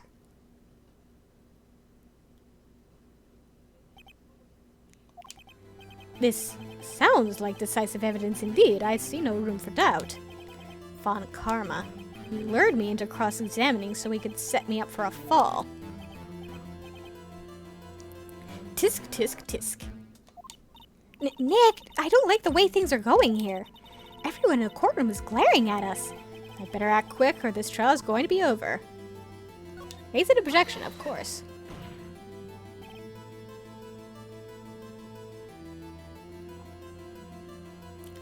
Your Honor, we proved in yesterday's court that it could not have been Edgeworth who fired that gun. Mr. Wright, are you referring to the fingerprints from Edgeworth's right hand found on the gun, and the photograph showing a man firing with his left hand? Exactly. That is easily explainable. He could have wiped his prints after he fired. You are ignoring the truth of the matter here. Everything in this witness's testimony is true. Maggie von Kringle, shut your mouth! Yeah, agreed. I object to your fucking face.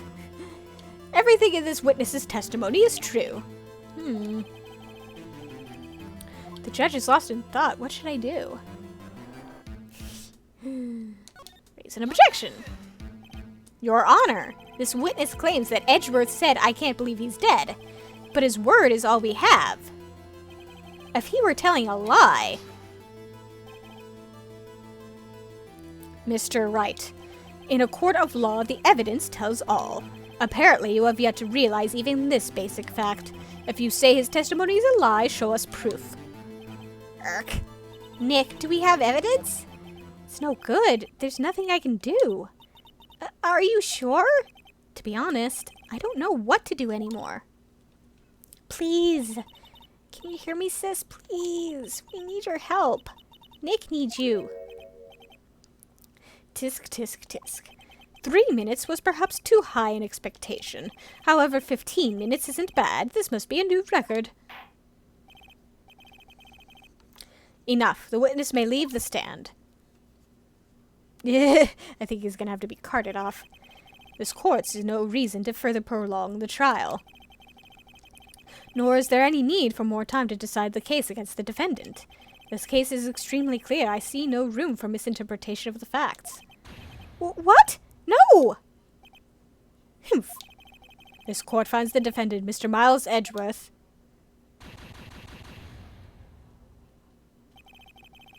The accused will surrender to the court immediately, to be held pending trial at a higher court within a month from today's date. That is all. The court is adjourned. Wait! Who was that just now? Me! Huh? What? Larry! What are you doing here? Listen! You gotta listen to me. I was there in the park the night of the murder. I wasn't sure about it until just yesterday. Hi, Butts! Says Shad. Hi! But today I remembered it. Remembered what? The gunshot! I heard it too! Order! What is the meaning of this? The verdict has been decided. I call for adjournment. One moment, Mr. Von Karma. So, you say you heard a gunshot? Yeah, I did. A gunshot that night. I was sitting here in the audience listening to the testimony. Then I realized something he said was different from what I remember. Anyhow, I can't just sit here and let you call Edgy a murderer. It's just not right. I'll testify. Let me testify.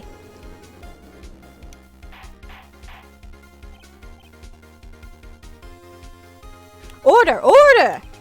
Well, this is the first time something has happened like this in my court. I'm not quite sure how to proceed. Judge, you've already given your decision. The trial is over. Nick! This is it! Larry's given us one final chance at this! She's right. If only it wasn't Larry. You can make things even worse. Mr. Edgeworth was just declared guilty, Nick. It doesn't get any worse. You're right. Okay. Your Honor, if there is another witness, it is our duty to hear him speak. Right here, right now. A waste of time. The verdict cannot be overturned. Allow me to speak my opinion. In all court proceedings, it is our duty to prevent an inaccurate verdict. In order to make sure no mistake has been made, every witness should be heard. What is this? I withdraw my previous verdict of guilty. Thank you, Judge. Mr. Von Karma, I order you to call this new witness to testify. Now. What? The court will adjourn for a 5-minute recess. After that, we will hear this new witness. Court is adjourned.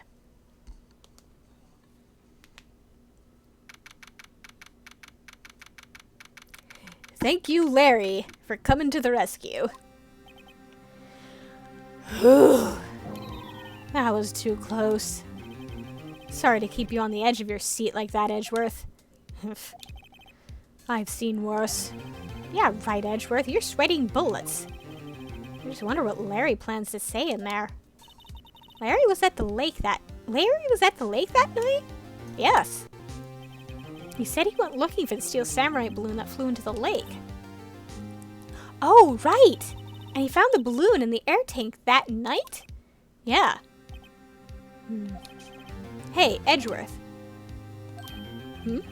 You say something, right? Yeah, a lot of things. You seem out of it. What's wrong? It's nothing. Mr. Edgeworth, there's something I've been meaning to ask you. What's that? Why are your fingerprints on the murder weapon? Oh.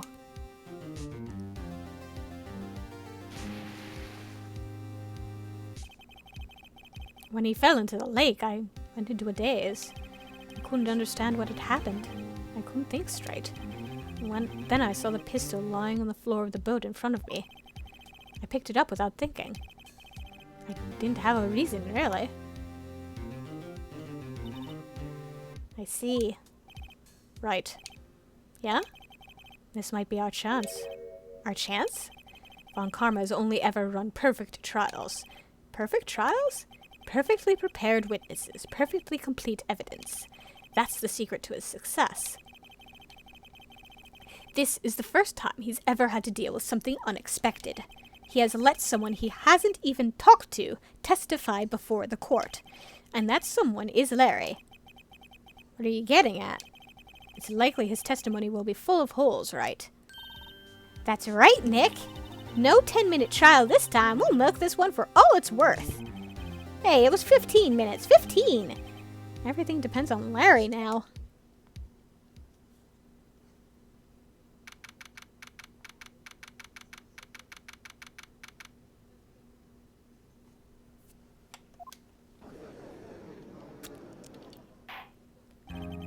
Court is now back in session. Witness, please testify to the court about everything that you saw on the night of December 24th. Right, leave it to me. Please, Larry, don't mess this one up. I hate to admit it, but you're our last chance. Von Karma didn't even have time to prep his witness. I just hope Edgeworth is right about this being our big break.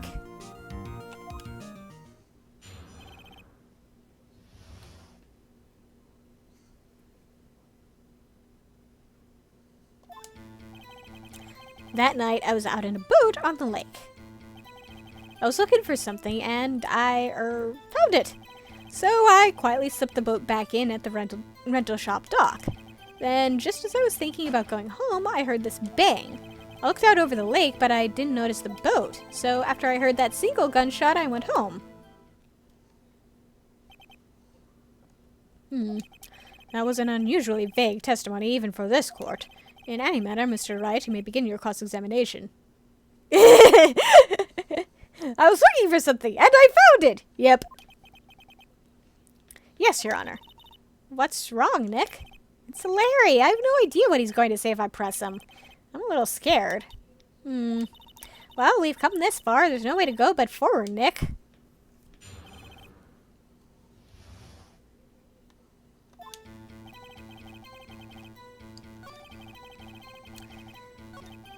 You found it. You sure did.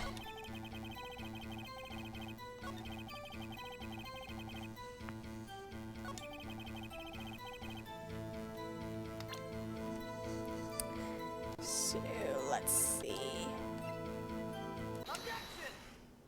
Larry, come on. Wait a sec, Larry. What? You only heard one bang? You're sure? Well, that's what I said. But Miss Lotta Hart testified yesterday that she heard 2 bangs. And the old man just now said the same thing.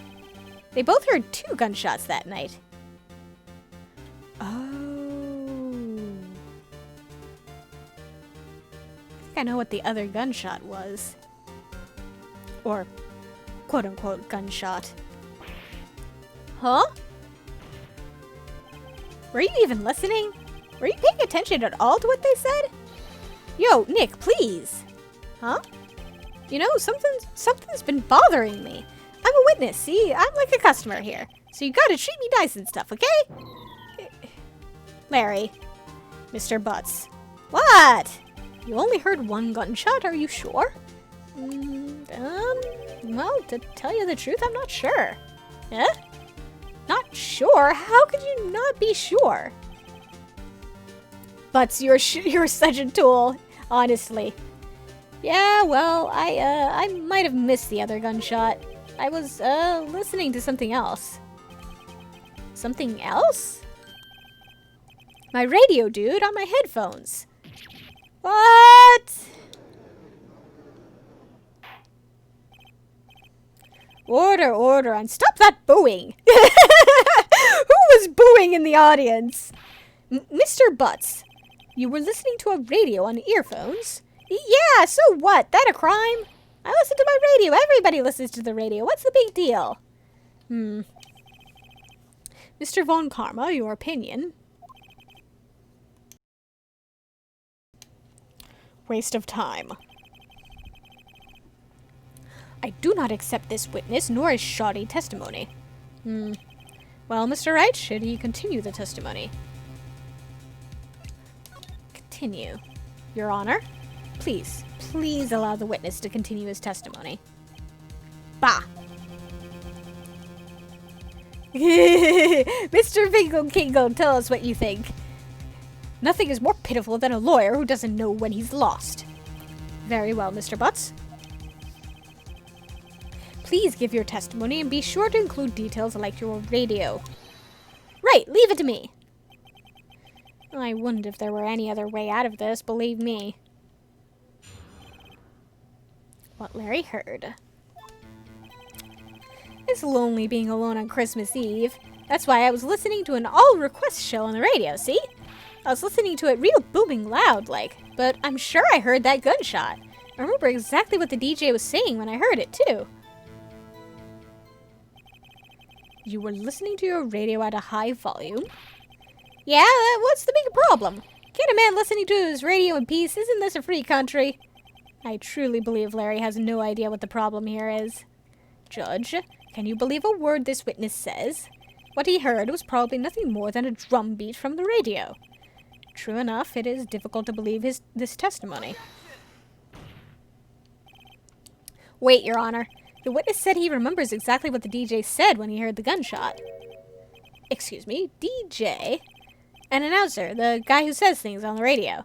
Anyway, what this means is when he heard the sound, no music was playing. The DJ only talks between songs, so he could have heard the gunshot from the lake. I'd like to cross-examine the witness, Your Honor. Very well, Mr. Wright. I can't believe I'm continuing this charade.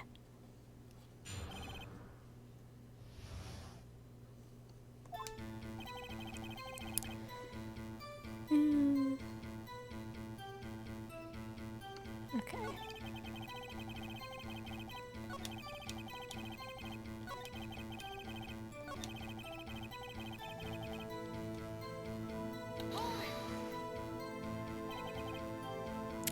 What did he say? Mr. Wright, please cease these pointless questions? What possible good could knowing what a radio DJ said do us? Indeed, Mr. Von Combra has a point.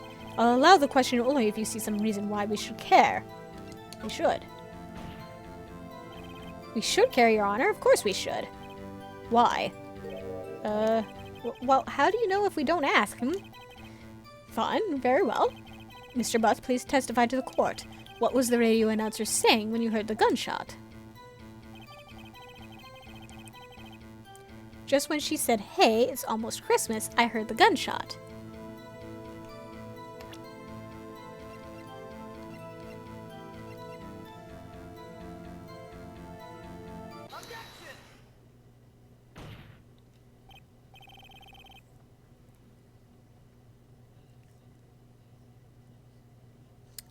Larry, are you absolutely sure what you're saying is correct? Almost Christmas means it wasn't Christmas, yep. Huh? What's with the face? You look scary, dude. Yeah, if you're trying to scare me, you better know I don't scare that easy. Is something the matter, Mr. Wright? Your Honor? Did you hear what the witness just said? The DG said, "Hey, it's almost Christmas," when he heard the gunshot. Indeed, and... almost Christmas means it wasn't Christmas!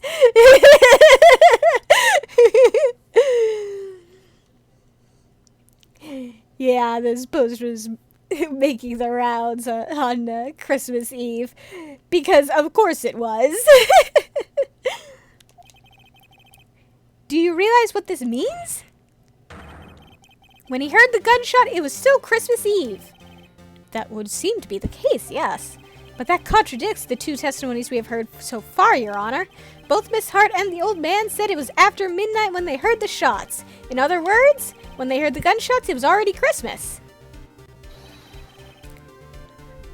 This is a clear contradiction, Your Honor. Order, order! What does this mean? The two prior witnesses heard gunshots after midnight. However, this witness says he heard a gunshot before midnight. Judge, the answer is simple. The current witness is plainly mistaken. He even stands like a doll. Yeah! Just look at him. Suspicious. What? Well, Mr. Wright, what do you think about Mr. Butts' claim he heard the gunshot before midnight? He's right. Larry's not mistaken, Your Honor. He heard that gunshot before midnight. Intriguing. I'm assuming you have evidence for this wild claim. Show me evidence there was a gunshot before midnight. Here it is. Look at this photograph. This was taken by our witness yesterday, Miss Lotta Hart, with her automatic camera. The timestamp on the photo reads December 24th, 11:50 p.m. Oh, yeah? But there's nothing on the lake in this picture. Your Honor, the real issue here is not why nothing is shown in this photograph. It is why this photograph exists at all. Look at this photograph. Yeah, exactly. What do you mean? Your Honor, this photograph was taken by an automatic camera. That camera was set to go off in response to loud noises. Aha! Correct. There was a loud noise on the lake at 11:50 p.m. That is why this photograph was taken. In other words, when Larry heard that gunshot, it was most definitely Christmas Eve. Indeed, it would seem that is the case. Then, where does that leave us? Miss Hart testified that she heard the gunshots after midnight. Are you claiming she was mistaken? Not at all, Your Honor. It is a fact that the camera also triggered at 15 minutes after midnight. Your Honor, that night there were two sets of gunshots with a 25-minute pause between them.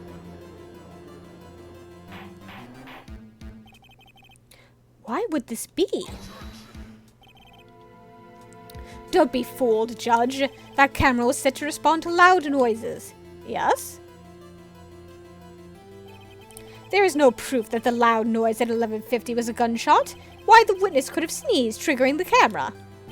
Hey, my nose was clear that night, man. Clear. Except it was set to loud noises specifically. Now it would go off if you so much as sneezed near it, but on that night, I'm pretty sure she would have had it set to, only trigger on really loud noises, like the one mentioned to have preceded Gordy's appearance. Well, Mr. Wright, there's no turning back now. Can you prove that the loud noise at 11:50 p.m. was indeed a gunshot? What evidence do I have? Gee. The murder weapon, .22 caliber, fired 3 times. Gee, that's convenient. This is my evidence. The murder weapon? Something about this pistol is bothering me, Your Honor. Both of the witnesses who testified yesterday heard 2 gunshots. However, the murder weapon was fired 3 times. When, then, was the last shot fired? Only now have I realized the truth. That third shot was the shot Larry heard just before midnight. Order, order! That would make sense of the evidence we've seen so far. However, this leaves me wondering exactly what did happen that night on the lake. Exactly. If this is true, there were 2 sets of gunshots separated by 25 minutes. One at 11:50, another at 15 minutes after midnight. Why, I ask you? Why? Uh-oh, I'd better think of something quick. Wait a second. Gunshots separated by 25 minutes? Ah! What's wrong, Nick? I have it! Huh? Remember the case with the Steel Samurai? Huh? Yeah, of course I remember. The murderer in this case had the same idea as the murderer in that case. What do you mean? Maya. Yes? If we don't figure this out now, we'll never overturn Edgeworth's guilty verdict. I've got a hunch and I'm going to run with it. Right. I mean, is this safe? Safe? We've already gotten a guilty verdict. We have nothing to lose. You just watch and let me know if I say anything that sounds fishy, okay? Right, Nick. Your Honor? Yes, Mr. Wright. The testimony just now has cleared up this entire case. What do you mean, Mr. Wright? Tisk, tisk, tisk. So, you finally realized the truth. There can be no other murderer here than Miles Edgeworth himself. Wrong, Von Karma. A man was shot that night, but it wasn't Edgeworth who did the shooting. Listen, rookie. Take a deep breath and consider the facts. At the time of the murder, 1 boat was on that lake. This was shown by the witness's photograph. Except we know...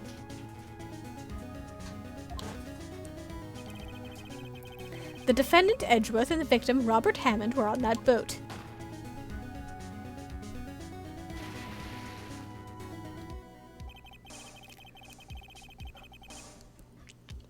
There was a gunshot fired on that boat and Robert Hammond fell into the lake.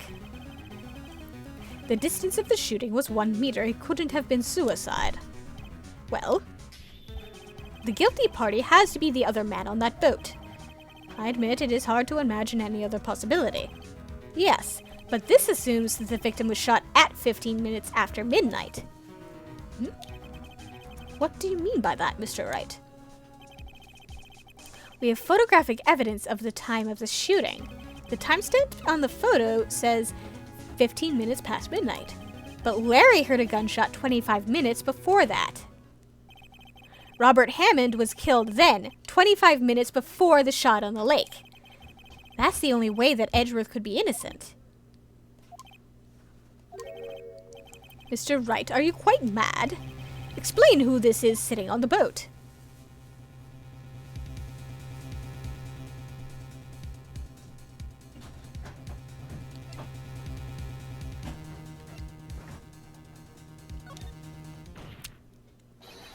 Of course, it was Edgeworth and the murderer. After the murderer killed Robert Hammond at 11:50, he assumed the guise of Mr. Hammond and met Edgeworth.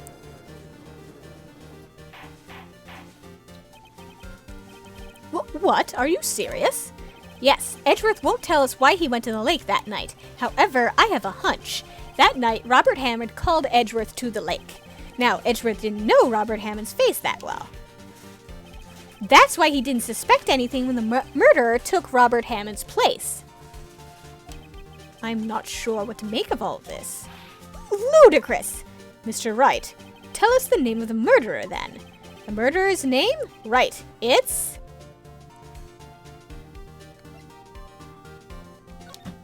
I don't know. Actually, I don't know the murderer's name. You don't know? Bah! Again, you waste my time. I don't know because he never told us. Huh? The murderer is the caretaker for the boat shop, that old man.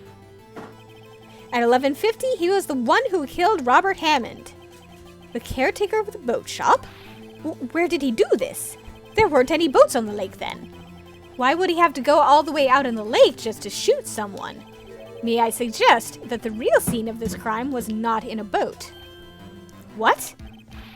Well then, where did the murder take place?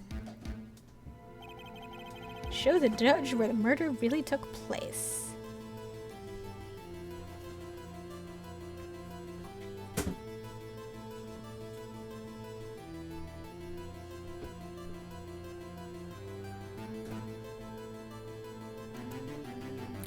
Aha.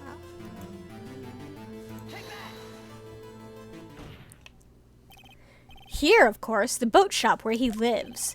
That way he could meet with the victim without anyone seeing. Do you have proof that the boat shop was the scene of the crime? Recall Larry's testimony, if you will. Look at that little boat. That night he was out on the lake in a boat searching for something. He finds it and returns the boat. Then, just as he's starting to head for home, he hears a gunshot. He heard a gunshot, Your Honor, even though he was wearing headphones at the time. In other words, the gunshot was very, very close by. It's just going. Yeah, look at that little boat go. And where would that be if he had just returned a boat? The boat shop. Mr. Wright, what happened that night on Gourd Lake? Please tell the court from the beginning. Yes, Your Honor. Nick, are you sure about this? Not really. But I think if I start at the very beginning and I take it slow, I might just be able to figure this out. That night, the caretaker of the boat shop called Robert Hammond to his shop.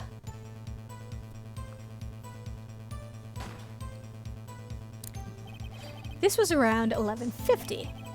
That was when the gunshot that Larry heard was fired. After that, the caretaker put on Robert Hammond's coat, became Robert Hammond. Then he got in the boat with Edgeworth and out into the middle of the lake. Then who fired the pistol on the boat, Mr. Wright?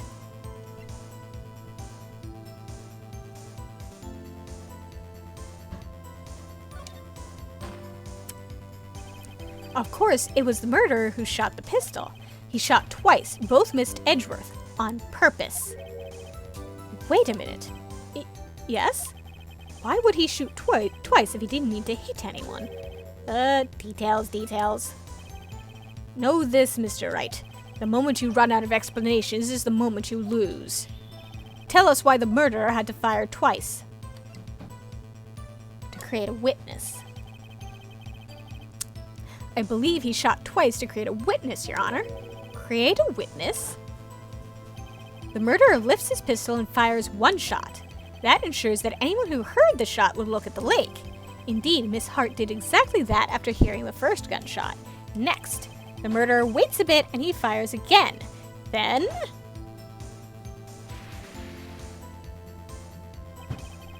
the murderer jumps from the boat himself, leaving the pistol in the boat behind him. I see. To someone looking from the edge of the lake, it would appear that one of the men on the boat had shot the other. The murderer didn't know about the automatic camera, of course. That's why he shot twice to draw attention to the boat. Once you realize that, everything else falls into place. The boat shop caretaker swam back to his shop. Then he put Mr. Hammond's wet coat back on the body, and threw the body into the lake. This is what happened, Your Honor. These are the events that transpired that night on Gourd Lake.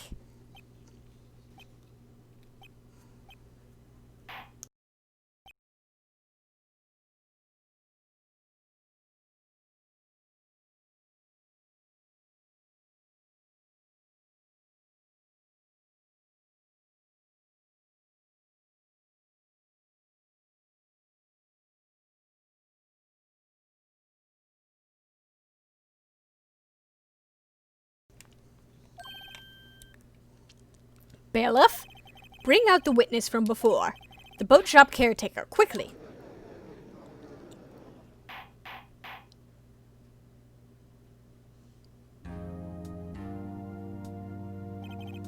Very well, while we are waiting for the caretaker, I would like to ask the defendant, Miles Edgeworth, a few questions.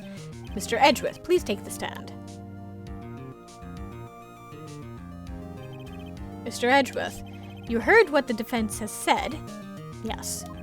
Well, why did you go to the lake that night? What Wright has said was mostly correct. Astonishingly so, actually.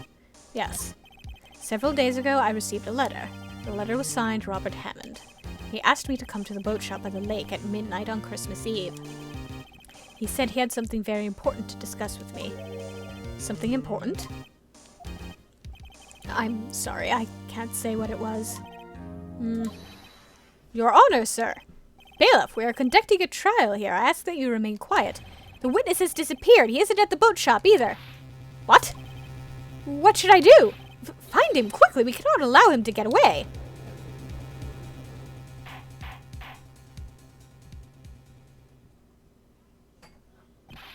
Mr. Von Karma, your witness has disappeared. A search warrant has already been issued. It goes without saying that I cannot declare a verdict under these circumstances. I will extend the trial until tomorrow, the final day allowed. I request that the police department utilize all its forces to find that witness. Am I understood? One more thing. Just who is that boat shop caretaker? I think his identity has become very important to this trial. I want him, and I want to know who he is. Very well. Court is adjourned.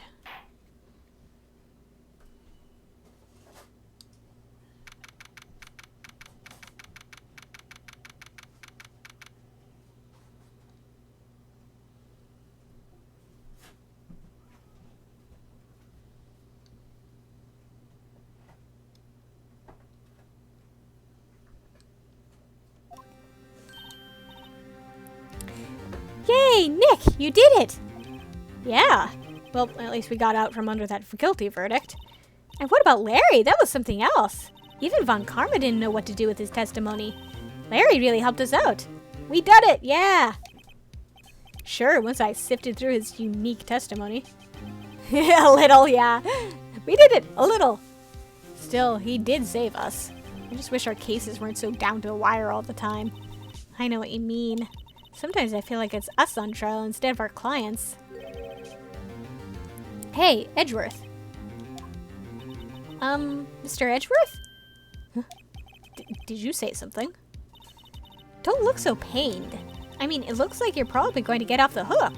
You could try to smile just a little. Relax. I'm sorry. I'm incapable of smiling. But I fear it's not over for me yet. What do you mean? Right. There's something that's been troubling me for a long time now, and I don't know whether or not to tell you. Edgeworth? No, there's so little time left. I want to tell you to get it off my chest, but... I can't make up my mind. What is this about, Edgeworth? Are you trying to confess your love to me or something? It's a nightmare I've had. A memory of a crime that I committed. A crime you committed? A memory of a murder.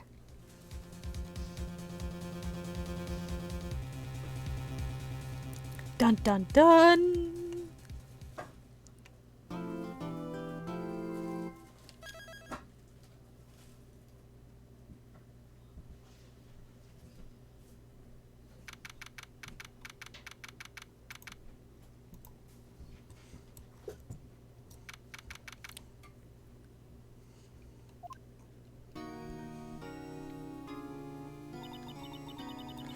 What was Mr. Edgeworth talking about? A memory of a crime that I committed. A memory of murder. Do you really think Mr. Edgeworth killed... I don't believe it, not Edgeworth. Some painful memory has been troubling him recently, but he'd never take someone's life, never. Nick? Yo, how's everyone doing? What do you think of my performance today? Thanks for bursting in and lightening the mood, Larry. I had him swooning in the aisles, huh, Maya? Swooning me? Oh, yes, I do remember feeling faint. Right on, tell me the truth, it was like love at first sight, right? Right, Nick? Me? Well, maybe my heart skipped a beat or two. I think you can do better than that. Come on, I saved Edgeworth in there, dude. Edgy! You guys should be bowing before me, yeah. Bow before your hero.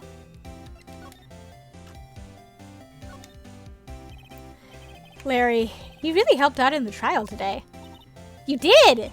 If you weren't there, Larry, I'm sure Mr. Edgeworth would have been found guilty. Ha ha ha ha ha ha! But seriously, Nick, that boat shop caretaker guy is pretty suspicious. But Edgy ain't off the hook yet. Way to spoil the mood, Larry. Hey, I'm just a guy sitting in the audience, you know? But from where I was sitting, Edgeworth seemed pretty edgy. I mean, can you really know he's telling the truth about that night? Nick? I don't know. But what I do know is I'm going to believe in you two until the end. Us two? Edgeworth and who else? You mean me, right? Nah, he means me, right, Nick? Yeah, you, Larry. Not me? But why you, Larry? Huh? Actually, yeah, why me, Nick? Enough with the silent treatment. Nick, why do you trust Mr. Edgeworth so much? I mean, he's changed recently, true, but when we first met him, he was kind of a jerk, don't you think? You didn't know him back then. Back when he wanted to become a defense attorney. Wait, was that when you two were classmates? Yes, in grade school. They saved me, Miles, and Larry. They saved me and I'll never forget it. That's why I became a defense attorney, you know? What? Hey, Larry, what's he talking about? Huh? Sorry, I kind of forgot. Huh. Okay, Nick, out with it. I'm going to hear this story today, and that's final. Okay. It's kind of a long story, so hang in there. It was the beginning of spring, 4th grade. I was on trial, a class trial. Class trial? A class trial. You remember, Larry? Spring, 4th grade? A kid in my class got his lunch money stolen. Lunch money? Our school was really small. Every month, kids would bring in an envelope with money for lunch from home. Huh, I see. Anyway, this kid's envelope disappeared, with $38 still inside. Oh, yeah, now that you mention, I do remember that. I can see why you'd forget, though. You were out of school that day. Anyway, the envelope had been stolen during PE class. I was coming down with a cold, so I'd skipped PE that day. I was the only one not in class. So they thought you did it? Yeah, the kids in class said I should be put on trial. Trial? So the next day we held a classroom trial with me as the defendant. I didn't do it! Guilty! He did it! Guilty! It was you! Thief! Give me my money back! You're such a meanie! No one play with him! Just admit you did it! You can't hide the truth! Tell us the truth! We're not gonna play with you anymore! Yeah! No borrowing my racer! You should really bail out of the relay race! Give me back my 50 cents I owed you! Now, Phoenix, you know you shouldn't steal people's money. It's not right. In the end, even the teacher thought I'd done it. Apologize to the class, Phoenix.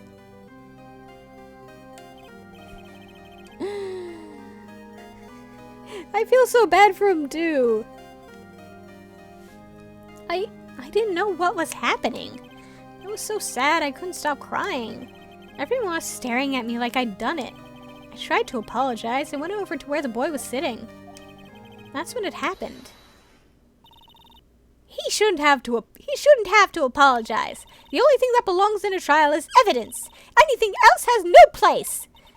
You should all be ashamed, amateurs! Miles? It wasn't you who stole my money, was it? No. Then you shouldn't apologize. Everyone's been shouting you did it, but no one has any proof. That is why, Your Honor, this boy is innocent. But Miles, it was your money that was stolen. Yeah, he did it. He's the one. We don't need proof. Make him say he's sorry. Why don't you all just shut up?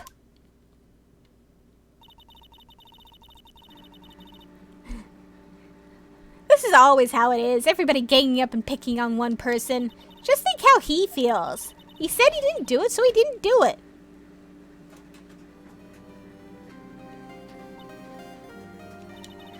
Very well. I will replace the money myself. This class trial is over. That's how it happened. After that, the three of us were always friends. Aww. Wow, I had no idea. Yeah, I had no idea either. I mean, I forgot. That's when I learned what it meant to be alone. Totally alone without a friend in the world. You did a good thing, Larry. Yeah, well, I was just lucky that I took the day off from school. If I'd been there, they would have thought I'd done it. So, yeah, I took it kind of personally, see? When something smells, it's usually the butts. Anyway, Edgeworth and I talked after that class trial. That's when I heard his father was a defense attorney. I remember his eyes would shine when he talked about his father. He was so proud. I'm going to become a defense attorney just like my dad. A famous defense attorney. Oh. Then, a few months later, he suddenly transferred to another school. The DL6 incident. Right. I'm not sure, but the transfer probably had to do with his father's death. That's so sad. It was several years later when I heard Edgeworth's name again. There was an article about him in the newspaper. The headline was something like, "Dark Suspicions of a Demon Attorney." Fabricating evidence, manipulating testimonies, covering up facts. The article said he'd do anything to get a guilty verdict. Anything. But why? What happened? I mean, that's not the Edgy I used to know at all. That's what I thought too. I tried to get in touch with him I don't know how many times. He never replied. I guess he didn't want to see his old friends. I couldn't just drop it though. I wanted to meet him, to learn why he had become who he became. That's when I decided. Wait, you don't mean that's why? That's why he became a defense attorney? To meet Edgeworth? If I was a defense attorney, I knew he'd have to meet me, whether he wanted to or not. In court. Edgeworth believed in me, and I believe in him. He's in pain, and no one's on his side. I'm the only one who knows the real Edgeworth. I'm the only one who can help him. Whoa, Nick! So, is that why you helped me out for free? Yes. I helped you because I believed in you. Except I don't remember saying I'd do it for free. Aw, Nick! Nick! We have to save Mr. Edgeworth as if it's the last thing we do, okay? Right. It very well may be. First, there's that rental boat shop caretaker. We need to find out who or what he is. I'd settle for who. I guess I can clean out some of this evidence I no longer need. Okay, let's go.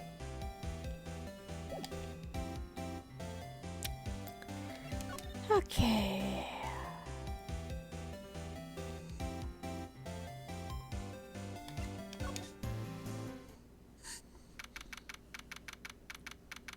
To the boat shop, eventually.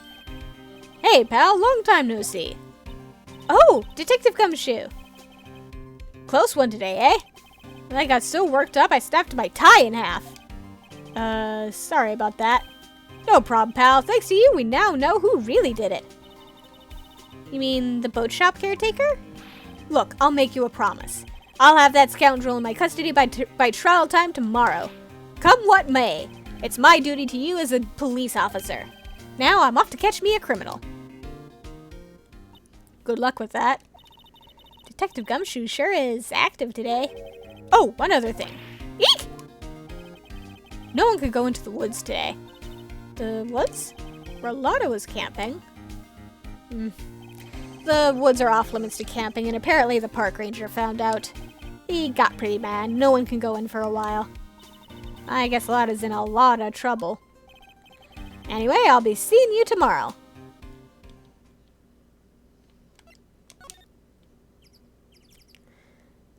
Okay. Make our way over.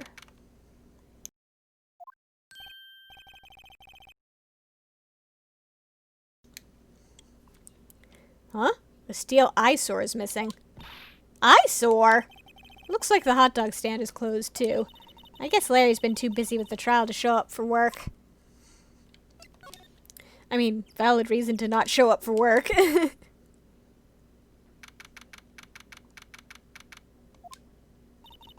That old caretaker got away. Yep. I never imagined he might be the real murderer. Ahem! I'd know that clearing of the throat anywhere. Ah, hello. What might you be doing there? Out for a walk, hmm? Ah, the days of my youth. Like the scent of fresh lemon, you see. Mr. Grossberg! This is no time for idle reminiscing. Mr. Edgeworth's trial ends tomorrow. That is true, yes. But from what I saw of today's trial, Edgeworth should be fine, right? Well, I'm not so sure about that. Oh, what do you mean by that? Well, I'm not sure. If you find anything out, come by my office at once. I may be able to offer you some assistance. Thanks. Bye. What do you think Mr. Grossberg was doing here anyway? Who knows? Quick look around. Caretaker must have run for the hills, huh? Yeah, looks like it. He didn't seem like a bad person. Maybe a bit senile, but... There's a forest here beyond these bushes. Nick! The forest! There's someone in there! You're right, there's a few policemen in there. They must be looking for the caretaker. Good luck.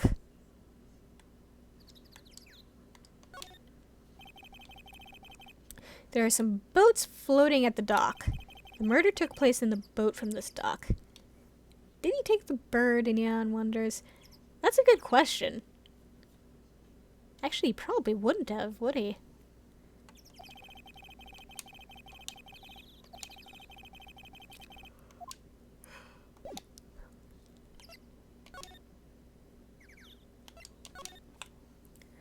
Haha. Yeah, Polly's still here. Nobody's home. Hello. Rock! Hey, it's Polly. I wonder where your owner's gone, Polly. Hello. Rock! You feed her. I can't believe he'd run off and leave his poor parrot to fend for herself. Hello, Rock!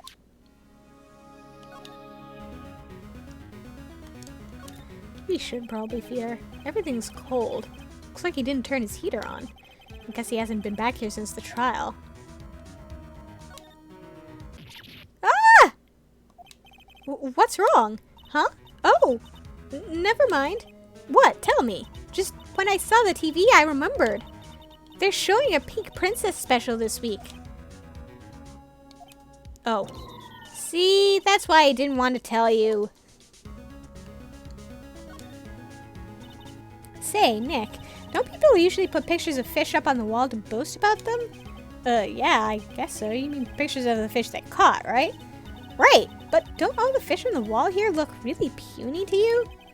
Well, you know what they say. You should have seen the one that got away. Except the one that got away from us was the caretaker, and we did see him. Why do I feel like we're having two different conversations here? It doesn't look like he used this kitchen much. You're right. I guess the whole pasta restaurant thing was a lie. What, you thought he was telling the truth?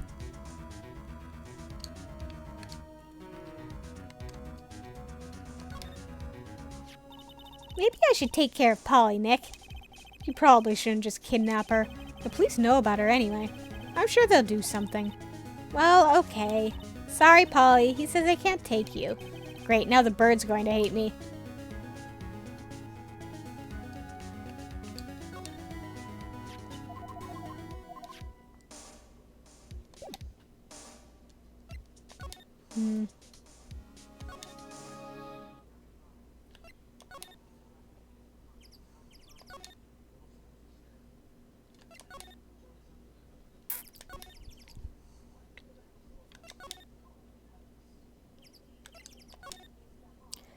Just out of curiosity.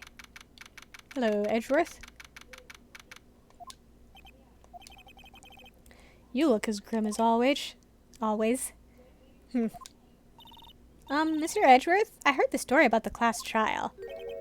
Class trial? What do you mean? You don't remember? No, I don't. Your lunch money was stolen, wasn't it, in 4th grade? Lunch money? Oh, right, yes, I seem to remember something like that. Nick, I think you're the only one who really remembers. Well, it probably only really mattered to me anyway. Mr. Edgeworth, didn't you know? That trial was the reason Nick became a defense attorney. Ridiculous. Gee, thanks. That said, it does sound like the kind of thing you do. You haven't changed a bit, have you, Wright? So simple. To a fault, even. Well, maybe, yeah, but I think you changed too much, Edgeworth. Perhaps.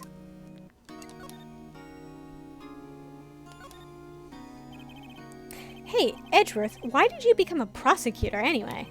You used to look up to your dad. You said you wanted to be a defense attorney, right? I couldn't let myself deny reality like you. What do you mean? My father was taken from me, and you want me to defend criminals? I'm sorry, Wright, but I'm not that good of a person. One suspect was apprehended in your father's murder, right? Yes. The man trapped in the elevator with my father. His name was Yanni Yogi. He had to be the shooter any way you look at it. Yet, he was found innocent. That defense attorney got him off the hook. Shad's voice is shot.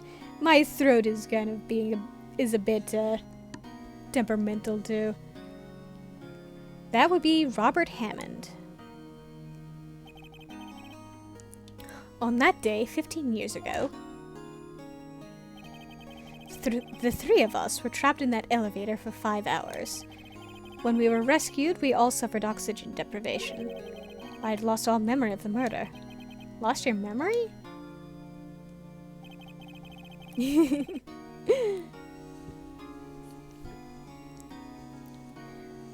probably gonna have dinner after this, so... Throat candies, dinner, either works. Even now, I can't recall what happened in that elevator. That was the crux of Yogi's attorney's argument in court. He claimed Yanni Yogi had been not of sound mind due to the oxygen deprivation. Yogi was released due to a lack of evidence. Innocent. That's when I changed my mind. I started to hate defense attorneys. Prosecutor Von Karma. What's your relationship with Von Karma? He's my teacher and a man who deserves respect. I learned everything I know of courtroom techniques from him. So he's like my sister was to you, Nick. He is a perfectionist in all things. In court, in his personal life, he is obsessed with doing everything perfectly. Perfectly, huh? In all the cases he has taken on, none were left unsolved. And not one suspect was declared innocent, ever. But that's... I know. It's possible some of the suspects were indeed innocent. However, it is impossible for us to accurately determine that in every case. All Von Karma does is his job, to find the suspect guilty perfectly. In any case, it's nigh well impossible to find a weakness in him. Should a weakness appear, he would do everything in his power to make it go away.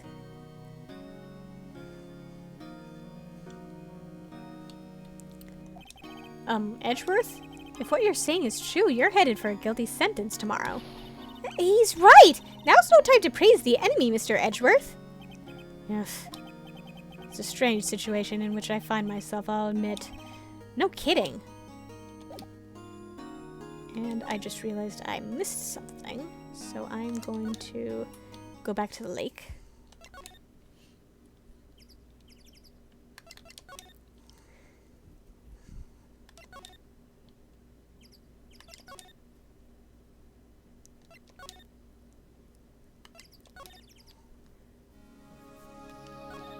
And actually examine that damn safe.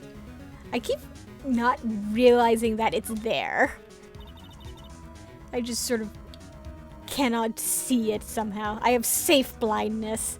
That reminds me, Nick. Polly here knows the number to the safe, right? Yeah, that's right. Hidden safe, yeah. Hidden in plain sight safe. Polly, what's the number to the safe? 1228. Squawk! Let's open it, Nick. Come on. I'm sure there isn't any money in there. Oh. But hey, it keeps the locked, right? So there must be something of value in there. I'm not so sure. Okay, Nick, let's see what's in there. And Neon thought it was a radio or something. Yeah. I just completely blanked on the entire TV setup. Like, I just completely did not register that anything was on the TV for some reason. Even though it's like fucking bright green. I guess there might be a clue or two. The only thing in here is a letter. A letter? Aw, boring! There's no name or signature on this thing. It's handwritten in very precise, clear letters. Get your revenge on Miles Edgeworth. Edgeworth? Nick, why would Mr. Edgeworth's name be on here? How should I know? I'm gonna read the whole thing. Get your revenge on Miles Edgeworth. It also says this is your last chance. Now is your time to get revenge on the two men who ruined your life. The rest of the letter goes on to describe the murder plot in detail. How to kill Robert Hammond and frame Edgeworth. Calling Edgeworth out to the lake, getting on the boat, firing twice. This is exactly what I figured out today in court. It's all here in perfect detail. What do you think it means, Nick? I don't know, but it looks like these are instructions for that caretaker. When he killed Robert Hammond and called out Edgeworth, he was following instructions. But who could have written that letter? And what does it mean to get revenge on Miles Edgeworth? Look, I don't know, okay? But one thing's for certain. This letter is an amazing clue.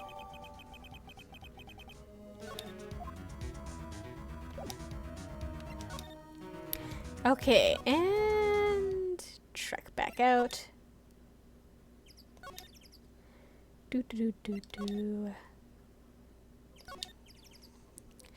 Vital piece of evidence there. Good thing I checked the thing here.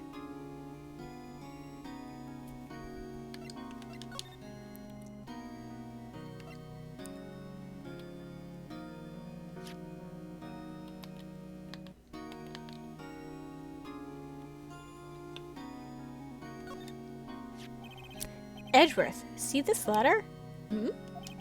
This came out of the safe in the shack where that boat rental caretaker lives.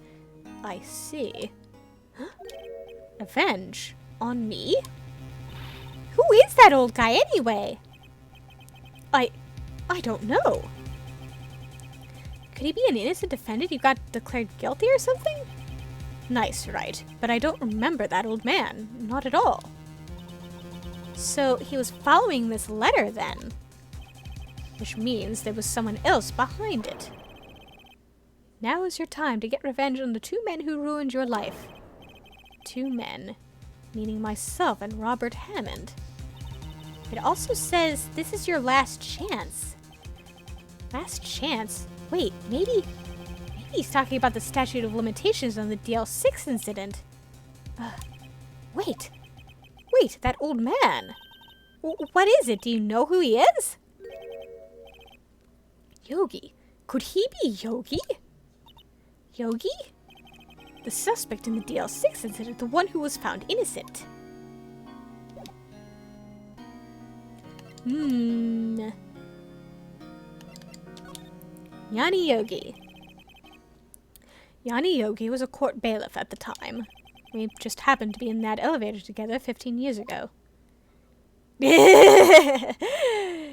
Chad, mimicking Edgeworth. Don't make me think about this. The quake was incredibly strong. Before I knew it, everything was dark. We were there for so long it felt like forever. The air thinned and the darkness closed in on us in that little box. We became unsettled. Help! I can't breathe! Quiet! I said quiet! You're not making this any easier. I want to get out! Help! Get us out! Don't shout, you'll just use up more oxygen.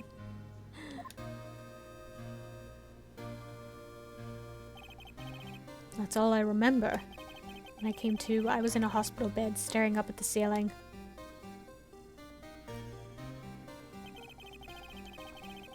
In court, Yanni Yogi's mental condition was called into question.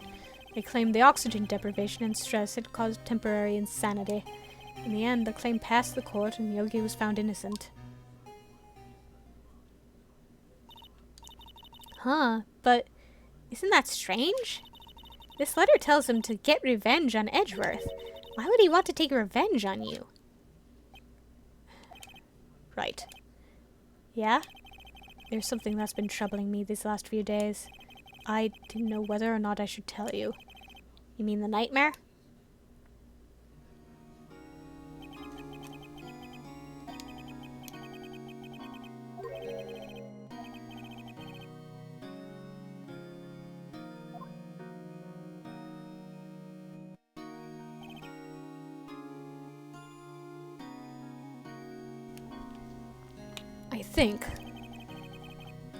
I think the time has come to tell all. For the last 15 years, I've had the same dream almost every night. I wake up in a fearful sweat every time. What kind of dream? It's a dream about my father's killing in the dark. So, wait, hang on.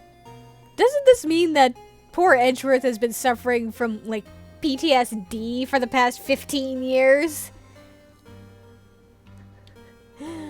Like, genuine PTSD symptoms here. This poor guy. Help, I can't breathe.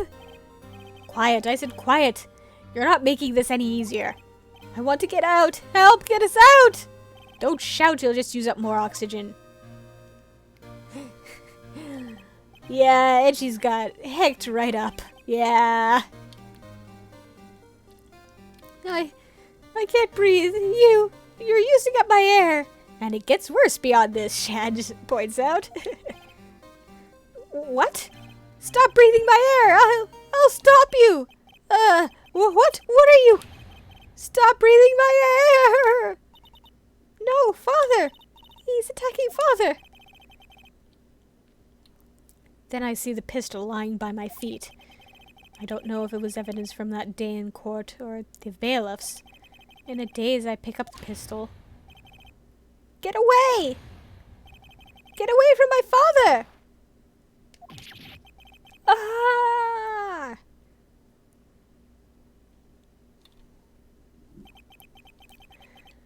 And with that scream, I wake. It's a bone-chilling scream. A scream that has rung in my ears for the past 15 years. But that's just a dream, right? Right? That thought is the only thing that's kept me sane for the last 15 years. That still sounds like PTSD, my dude! But what if I'm wrong? What if it's real? They say that sometimes people shut out memories in self-defense. Maybe it was I who killed my father. What? If you think about it that way, this letter makes sense. Get your revenge on Miles Edgeworth. Think about it. Yogi was really innocent. That's why he wanted revenge against me. Wait, Edgeworth, you mean... It was me. I was the true criminal of DL6. I shot my father. This is bad.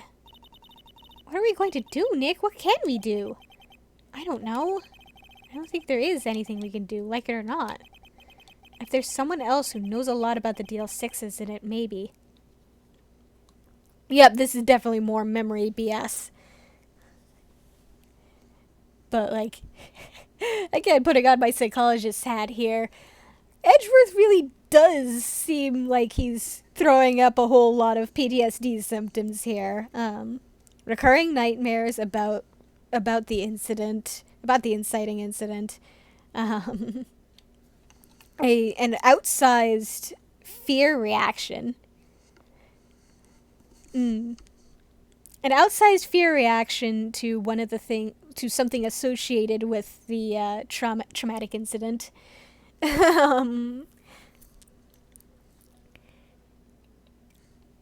guy has PTSD that's gone untreated for 15 years. Somebody get him a therapist. God damn.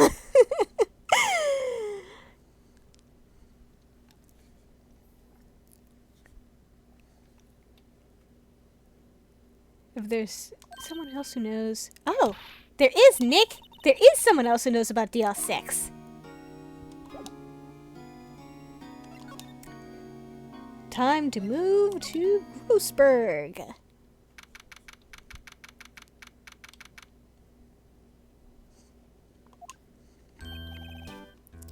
Oh yeah, and of course the most important part of a PTSD diagnosis is having a traumatic incident, specifically an incident where either the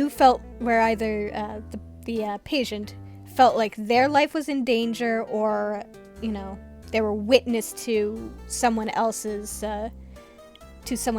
trauma, like someone else dying or getting seriously injured. Yeah, you can get PTSD from just watching someone get hurt. That's a fun realization. Mr. Grossberg. Ah, hello there. What's wrong? You look troubled. I forgot my voice for Grossberg after using it like a few minutes ago. No kidding, I can't believe you're not. My. Just calm down and tell me what's happened. There we go. It's Mr. Edgeworth. He...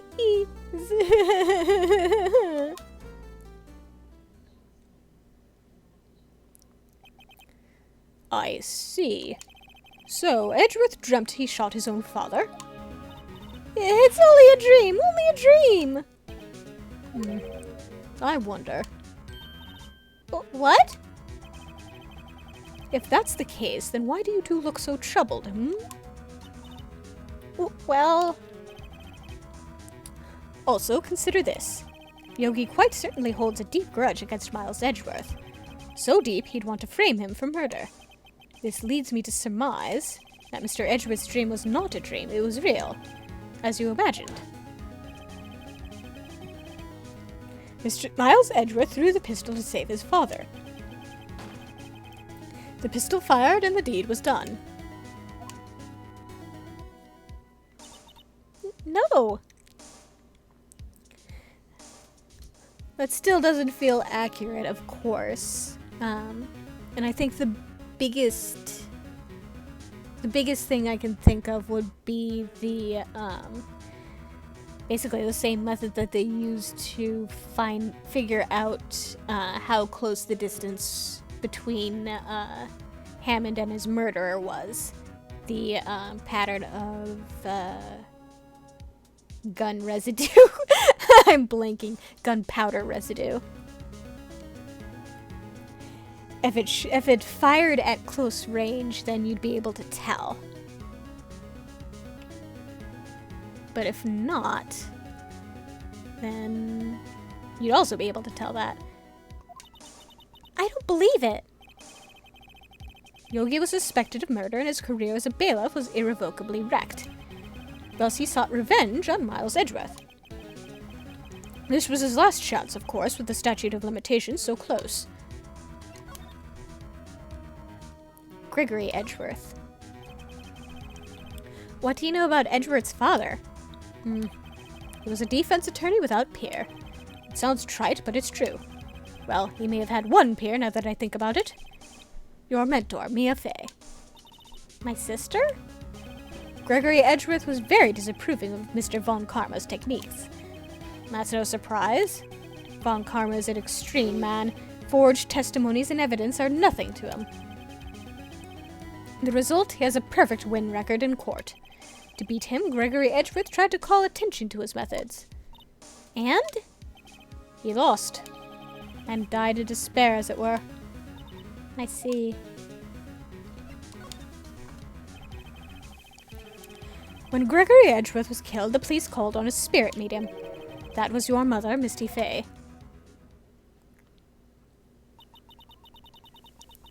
I am Gregory Edgeworth. I have been killed. The one who shot me was the bailiff, Yanni Yogi.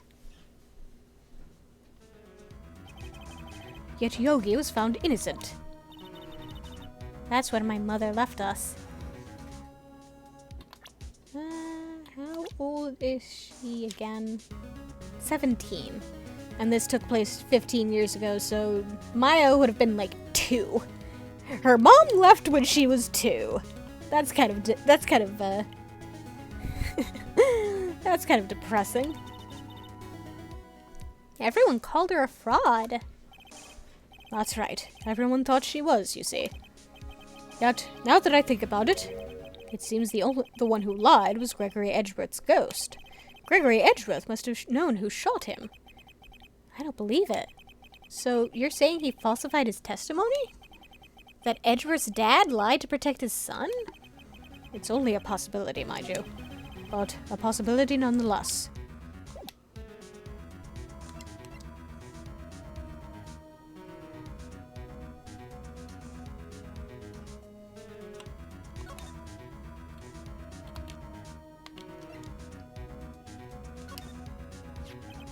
Oh ho! So this is the letter. It does seem that Yogi was following this letter when he killed Hammond. But why kill Robert Hammond? Hammond was a skilled defense attorney, but he defended clients not for their sake, but for his own. Huh? His own sake? He never trusted his clients, that one. The only thing he trusted was his own ability. But he got his client found innocent, so why should it matter? Actually, my dear, it's quite different. He won that innocent verdict for no one but himself. Yogi was a free man, but socially he was ruined. Huh? You'll understand soon enough. Wait! What is it? This letter. I've seen this handwriting somewhere before, a long time ago. Whose handwriting was this? Do you have any idea who wrote this? Based on the description, I'm thinking Von Karma. Spicy, yep. Could it be Manfred Von Karma? Von Karma? Why would he have something to do with this? Well, I'm not sure. Von Karma. Wait, you're right, my boy! Munkles Van Kunkles. Yeah. This is Munkles Van Kunkel's handwriting, I'm sure of it. I used to see it all the time on court reports. What? But that means the one who told Mr. Yogi to kill was... Correct. Manfred Von Karma himself. What does this mean, then? Why would Von Karma want to frame Edgeworth? Yeah, Edgeworth was his pupil.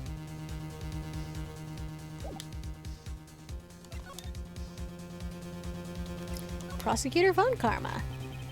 If it truly was Von Karma who wrote this letter, then he would know the truth. he would know that Miles Edgeworth had accidentally killed his own father. He'll say as much tomorrow in court, I should think. He'll press the point until the court finds Miles Edgeworth guilty. Oh no. But how could Von Karma know about Mr. Edgeworth's past like that? Even Mr. Edgeworth thought it was just a nightmare. That I do not know. Yet I do know that Von Karma is both persistent and a perfectionist. He may be seeking to satisfy a grudge against Gregory Edgeworth by hurting his son. What do you mean? It was 15 years ago. Von Karma met Gregory Edgeworth in court, and Von Karma did win, but he didn't make it through the trial unscarred. Gregory versus Manfred. Fred. What happened in the trial between Edgeworth's dad and Von Karma? Von Karma got the guilty verdict he wanted. He won the trial, but Gregory Edgeworth accused Von Karma of faulty evidence. And though he lost the trial, Mr. Edgeworth's accusation stood. Faulty evidence? It was the only penalty Von Karma has ever received in his career as a prosecutor. Gregory Edgeworth dealt a blow to his perfect trial record. And we already know that he's a perfectionist. Wow. It must have been quite a shock for Von Karma. He took a vacation for several months after that, you see. A vacation? Yes, an unusual event for the man. That was the first and the last vacation he's taken in his many years of prosecuting. Really? He doesn't take vacations? Like, go to the sea or to the mountains? Don't tell me he's never been to Europe. You have strange ideas about vacations, Maya. In any case, that was the only time he took a vacation from work. I believe the penalty upset him quite a lot. Odd. If he wanted to keep a perfect record so badly, why would he take such a long vacation? What do we do, Nick? Von Karma is going to bring up DL6, you can bet on it. What if Mr. Edgeworth pleads guilty to DL6? I won't let him. Yes, Mr. Wright. I hate to say this, but even accidental murder is murder, you know. I know that. I just believe in Edgeworth's innocence. I can't believe he'd kill someone. But Nick, Mr. Edgeworth admits it himself. His father must have lied to protect him from beyond the grave. I don't care. I know he's not guilty. Mr. Wright, if you say so, I suppose I could go check again. The police files might hold something of interest. Mr. Grossberg, thank you. I can't promise anything. In fact, I think the chances of finding something are slim. I understand. The police materials.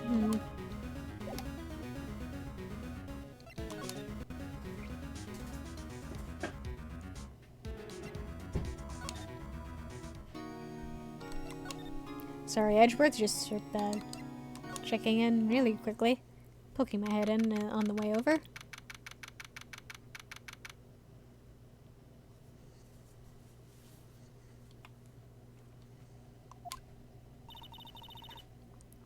There's hardly anyone here. Everyone must be out looking for the old guy, Yogi. Ah, it's you. I don't think Gumshoe will be coming back today. He's staying out late looking for someone. Sounds like Detective Gumshoe is pounding the pavement for real. We were wondering if you could check out the records room again. Well, now I can't have just anyone wandering around in there. But I guess Mr. Von Karma is in there now anyway. You can go in as long as he's there. Von Karma? Yes, he just arrived actually. Von Karma's in the records room. Nick, let's hurry! Oh, this isn't gonna end well. This really isn't gonna end well.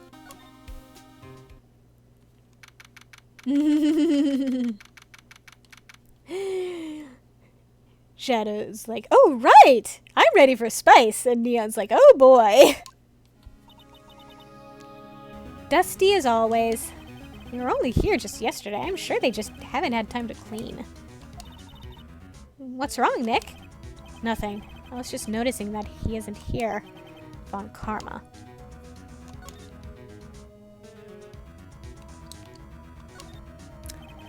There are shelves stuffed with case files in the back of the room, too. Forgotten cases, rotting away for eternity. Nick, let's get what we need and get out of here. All this dust is getting to me. Sneeze into your sleeve, Maya. Your files of collected case reports. There's quite a large volume of reports here. Wow, these are all case reports? Yeah, it's like a graveyard of police cases. I guess my sister's case report is in here too, quietly gathering dust. It looks like there are files inside this glass case. The case is so dusty I can't see what's inside. Nick, it's locked. I must keep important case files in there. Okay. Let's look at you. Huh? Oh, the drawers here is open. Someone must have been looking in it recently. The label says unsolved cases evidence. Unsolved cases? Nick! The file for DL6, it's completely empty. Spice time, says Shad. What? What are you doing in here? Yick! Von Karma! You. How do you know my name? Huh? Have we met? What are you saying? Bastard spotted, yep. We see each other every day, don't we? We're Miles Edgeworth's defense team. Defense team? I beg your pardon. You see, I rarely remember defense attorneys. You dick. They are like bugs to me. Needless things to be crushed. You dick! I can see how this guy was Edgeworth's mentor.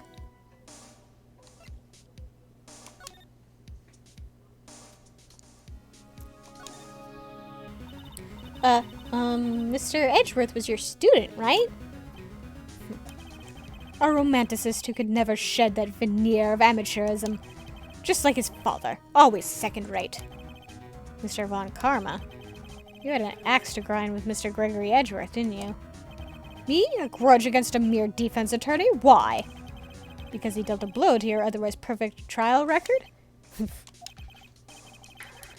So you did. But what I don't get is, do we have to talk to him, Neon says. And Shaz points up, yes. Unfortunately, yes. Ugh. Yeah, I'm not happy about this either. So you did. But what I don't get is, why did you take his son under your wing afterwards? The son of your most bitter rival. That, my dear attorney, is none of your business. He's big garbage, I feel you. Yeah. Tomorrow's trial. Tomorrow will be the last day of this trial. It's been a while since I've had a defense attorney last this long. Not going to make any jokes here. Still, you will lose in the end. Miles Edgeworth will admit his own guilt. His guilt of 15 years ago, you mean? You're quite the researcher. If you've done your homework so well, then certainly you must understand. You know what Miles Edgeworth will tell the court tomorrow. We were right. So Von Karma is going to bring up DL6 in court tomorrow.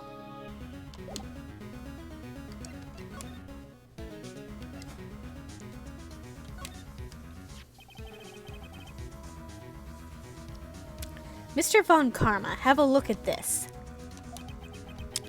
This was you, wasn't it? You instructed Yanni Yogi to commit murder. Are you sure it's a good idea to be showing this to him?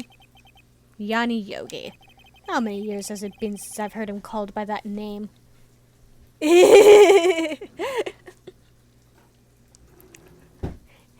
Yeah, Shad thinks that it's really kind of dumb that we present this to him. That this is what we're supposed to do. Like, come on, Phoenix.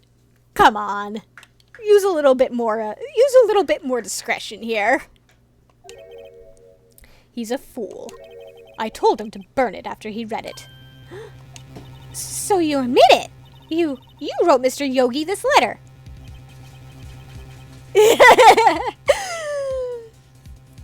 This is a dangerous man, and Fiend is a goddamn twink. He's got no chance. Fool boy. Yeah, you've got a real good point here. Yes, my dear defense attorney. Thank you for taking the trouble to bring it to me. You've saved me from a lot of needless hassle. What?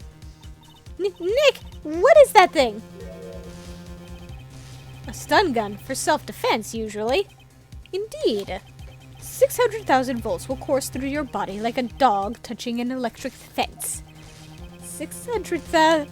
Oh, don't worry. People don't die from it. Usually. Usually, he says. Now, give me the letter. No!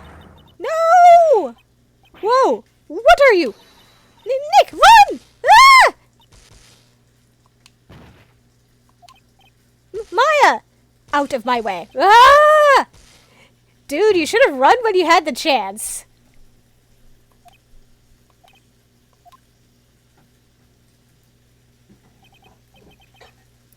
Ugh, he got us.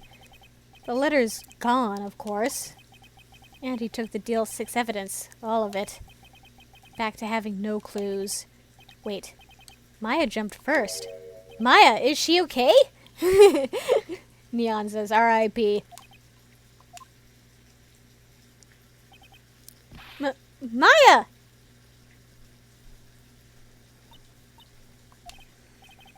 Maya, open your eyes. Maya! She's awake! The letter, did he take it? Huh? Oh, yeah. Are you okay? I couldn't stop him. I jumped as fast as I could, but one shot from that thing knocked me out cold. That's kind of what it's supposed to do, hon.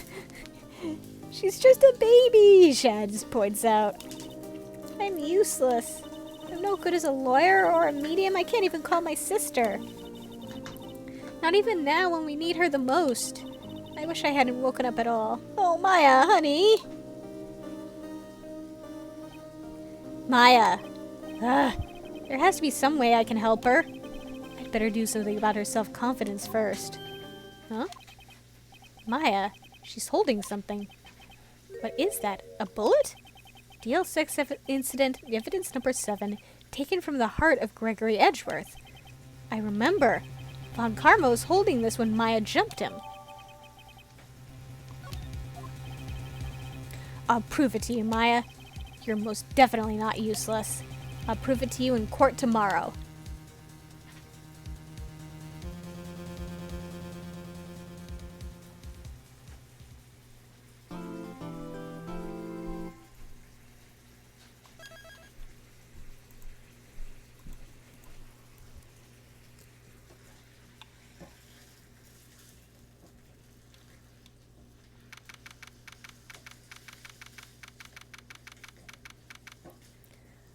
We're probably not going to finish this out tonight, since it's so close to 10, but we'll see how far we can get. This is it, Judgment Day. Today, things are going to get settled at last. A lot of things. Ah! Ooh, what's the big idea? Sorry, Nick. I only touched your shoulder. I guess the shock hasn't worn off from my run-in with the stun gun yesterday.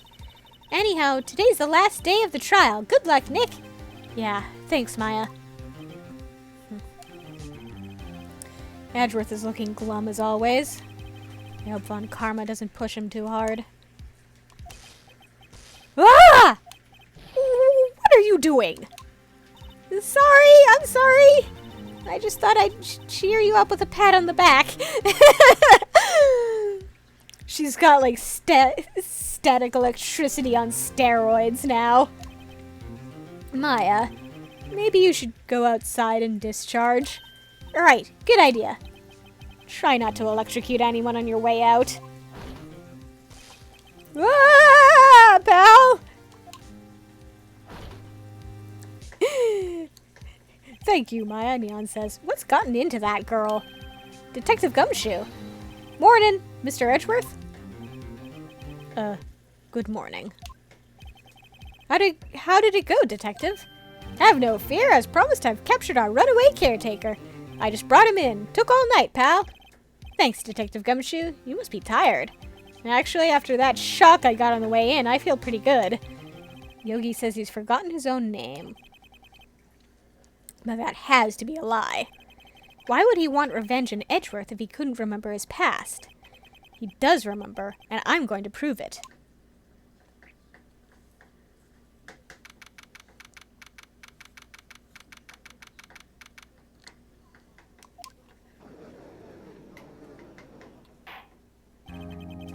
Court is now in session for the trial of Miles Edgeworth. The defense is ready, Your Honor. The prosecution is ready. Right, very well. We've reached the final day of our proceedings in this trial. I ask that the prosecution submit decisive evidence. Understood. Come on, don't be awed into silence by every little thing he says. Very well, Mr. Von Karma, your opening statement. Right. Thanks to Detective Gumshoe's efforts, the boat rental shop caretaker has been arrested. In yesterday's trial, the defense asserted that the caretaker was the murderer. However, the caretaker has yet to confirm this. I would like to ask the defense to cross-examine him as much as necessary. Very well. Please bring the witness into the courtroom.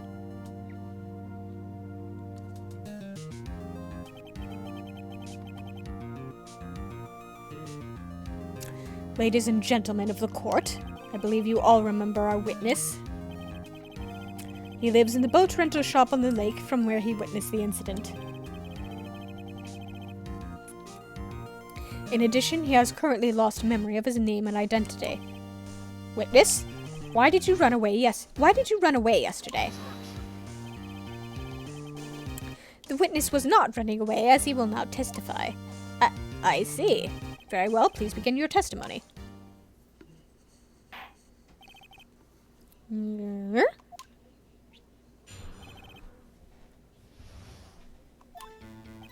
I'm really sorry about just leaving yesterday like I did, but I wasn't running away or nothing. I went to buy some food for Polly, you see? I figured I got nothing to do with this incident anyhow. I'd need one of those motive things, right? And I don't got none. So my testimony yesterday stands as is. Very well. Let's begin the cross-examination, shall we? He has to know his name. Yanni Yogi. You're Yanni Yogi, and I'm going to prove it.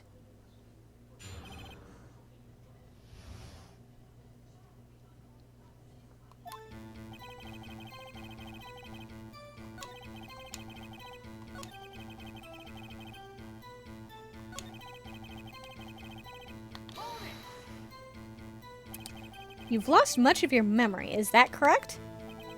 Yep, seems like it. Then how could you know that you didn't have anything to do with this incident? Or maybe you're lying about not having your memory, You know exactly who you are.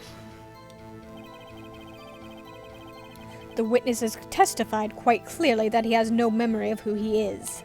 If you claim he's lying, then show the court proof. How am I supposed to prove what's going on in that old codger's head? That's impossible. I'm glad you've come to your senses, Mr. Wright. Very well, witness, please continue.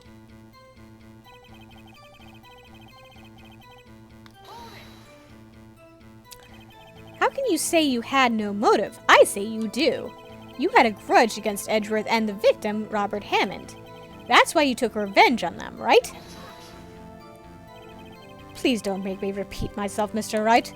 This witness has no memory of anything beyond several years ago. He can't hold a grudge. It's impossible. I have to prove he's lying about his memory. Otherwise, it's going to be the same thing over and over until the trial ends. Might I say something, Mr. Wright? Yes. Yes, Your Honor? You've been saying the same thing now over and over. You've been calling the witness's memory of the past or lack thereof into question. But does this really have anything to do with the current case? Neon says, I'll make you repeat yourself all day long. Of course, Your Honor. The witness has said he has nothing to do with this case and no motive. Both of these statements are lies. Order, order! Mr. Wright, there is a serious problem with your claim. Or are you saying you know who this witness is? Of course, Your Honor. Oh ho, now this is interesting. I would like to know myself. So, who is he? Don't play dumb, Von Karma. Dumb Von Karma, we've got a new name. His name is Yanni Yogi, a former court bailiff. Yogi? That name seems familiar. Oh! Yanni Yogi from the DL6 incident. I thought the judge would have heard of it. It was such a famous case. But what does this mean? Your Honor? Von Dimpshit, yes. Your Honor, if this man is Mr. Yogi, then he has a clear motive. Tisk, tisk, tisk. Jumping to conclusions again, Mr. Wright. This man, this witness is Yanni Yogi. Fascinating. However, how do you propose to prove this to the court? This is a court of law, as you may recall. You need proof. And allow me to repeat once more that the witness has lost his memory. This is it. I have to do this now. If I can't prove he's Yogi right here, right now, then I've got nowhere else to go. Nick, how are you going to prove it? How can you prove that he's Yanni Yogi? Yes, okay. It's actually quite simple. Your Honor, please take this man's fingerprints. Then we'll compare them to the fingerprints on file for Yanni Yogi 15 years ago. I see, that makes sense. Tisk, tisk, tisk. I'm so very, very sorry, Mr. Wright.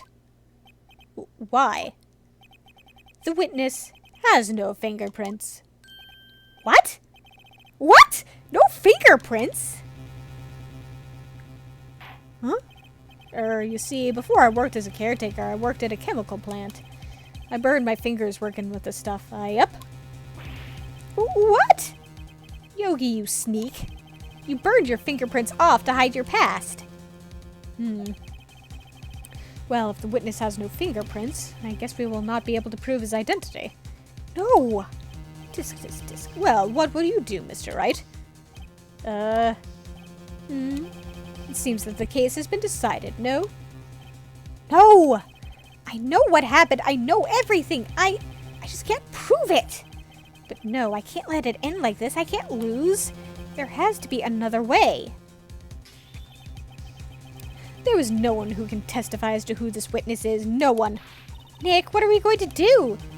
I didn't even consider that he might have erased his fingerprints. What do I do?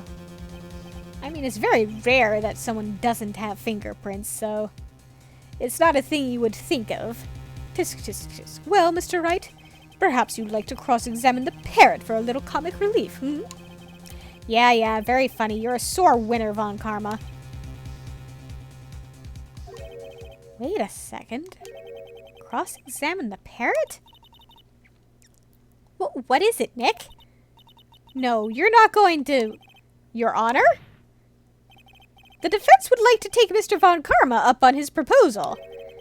Take Mr. Von Karma up on his proposal? Exactly, Your Honor. I would like to cross-examine the witness's pet parrot.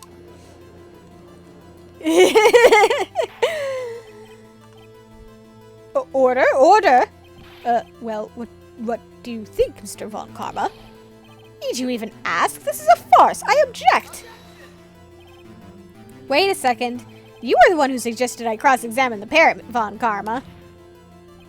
I have a right to do as you suggested. Well, if you're so desperate, then please be my guest. Of course, should you go through with this, and nothing comes of it, then I hope you're ready for the consequences. Nick, this is crazy. Well, still want to go through with your little game? Let's cross-examine a fucking parrot! Let the parrot take the stand! I will cross-examine her, Your Honor. This is the most ridiculous thing I've ever heard. Von Karma's rigged every person's testimony, every piece of evidence. Except the parrot. She's my last chance. At least, I think so. Heck yeah, Neon says. Bailiff, bring in the parrot.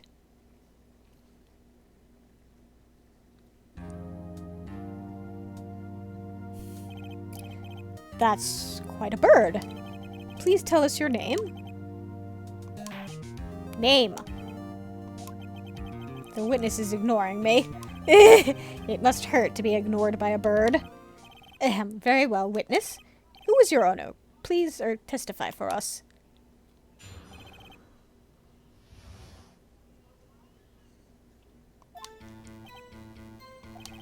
Hello, hello.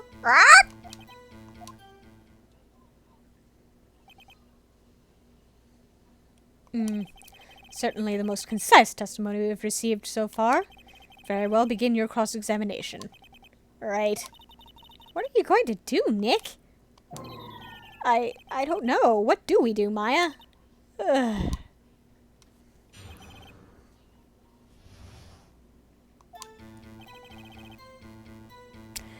And on that note, it's 10.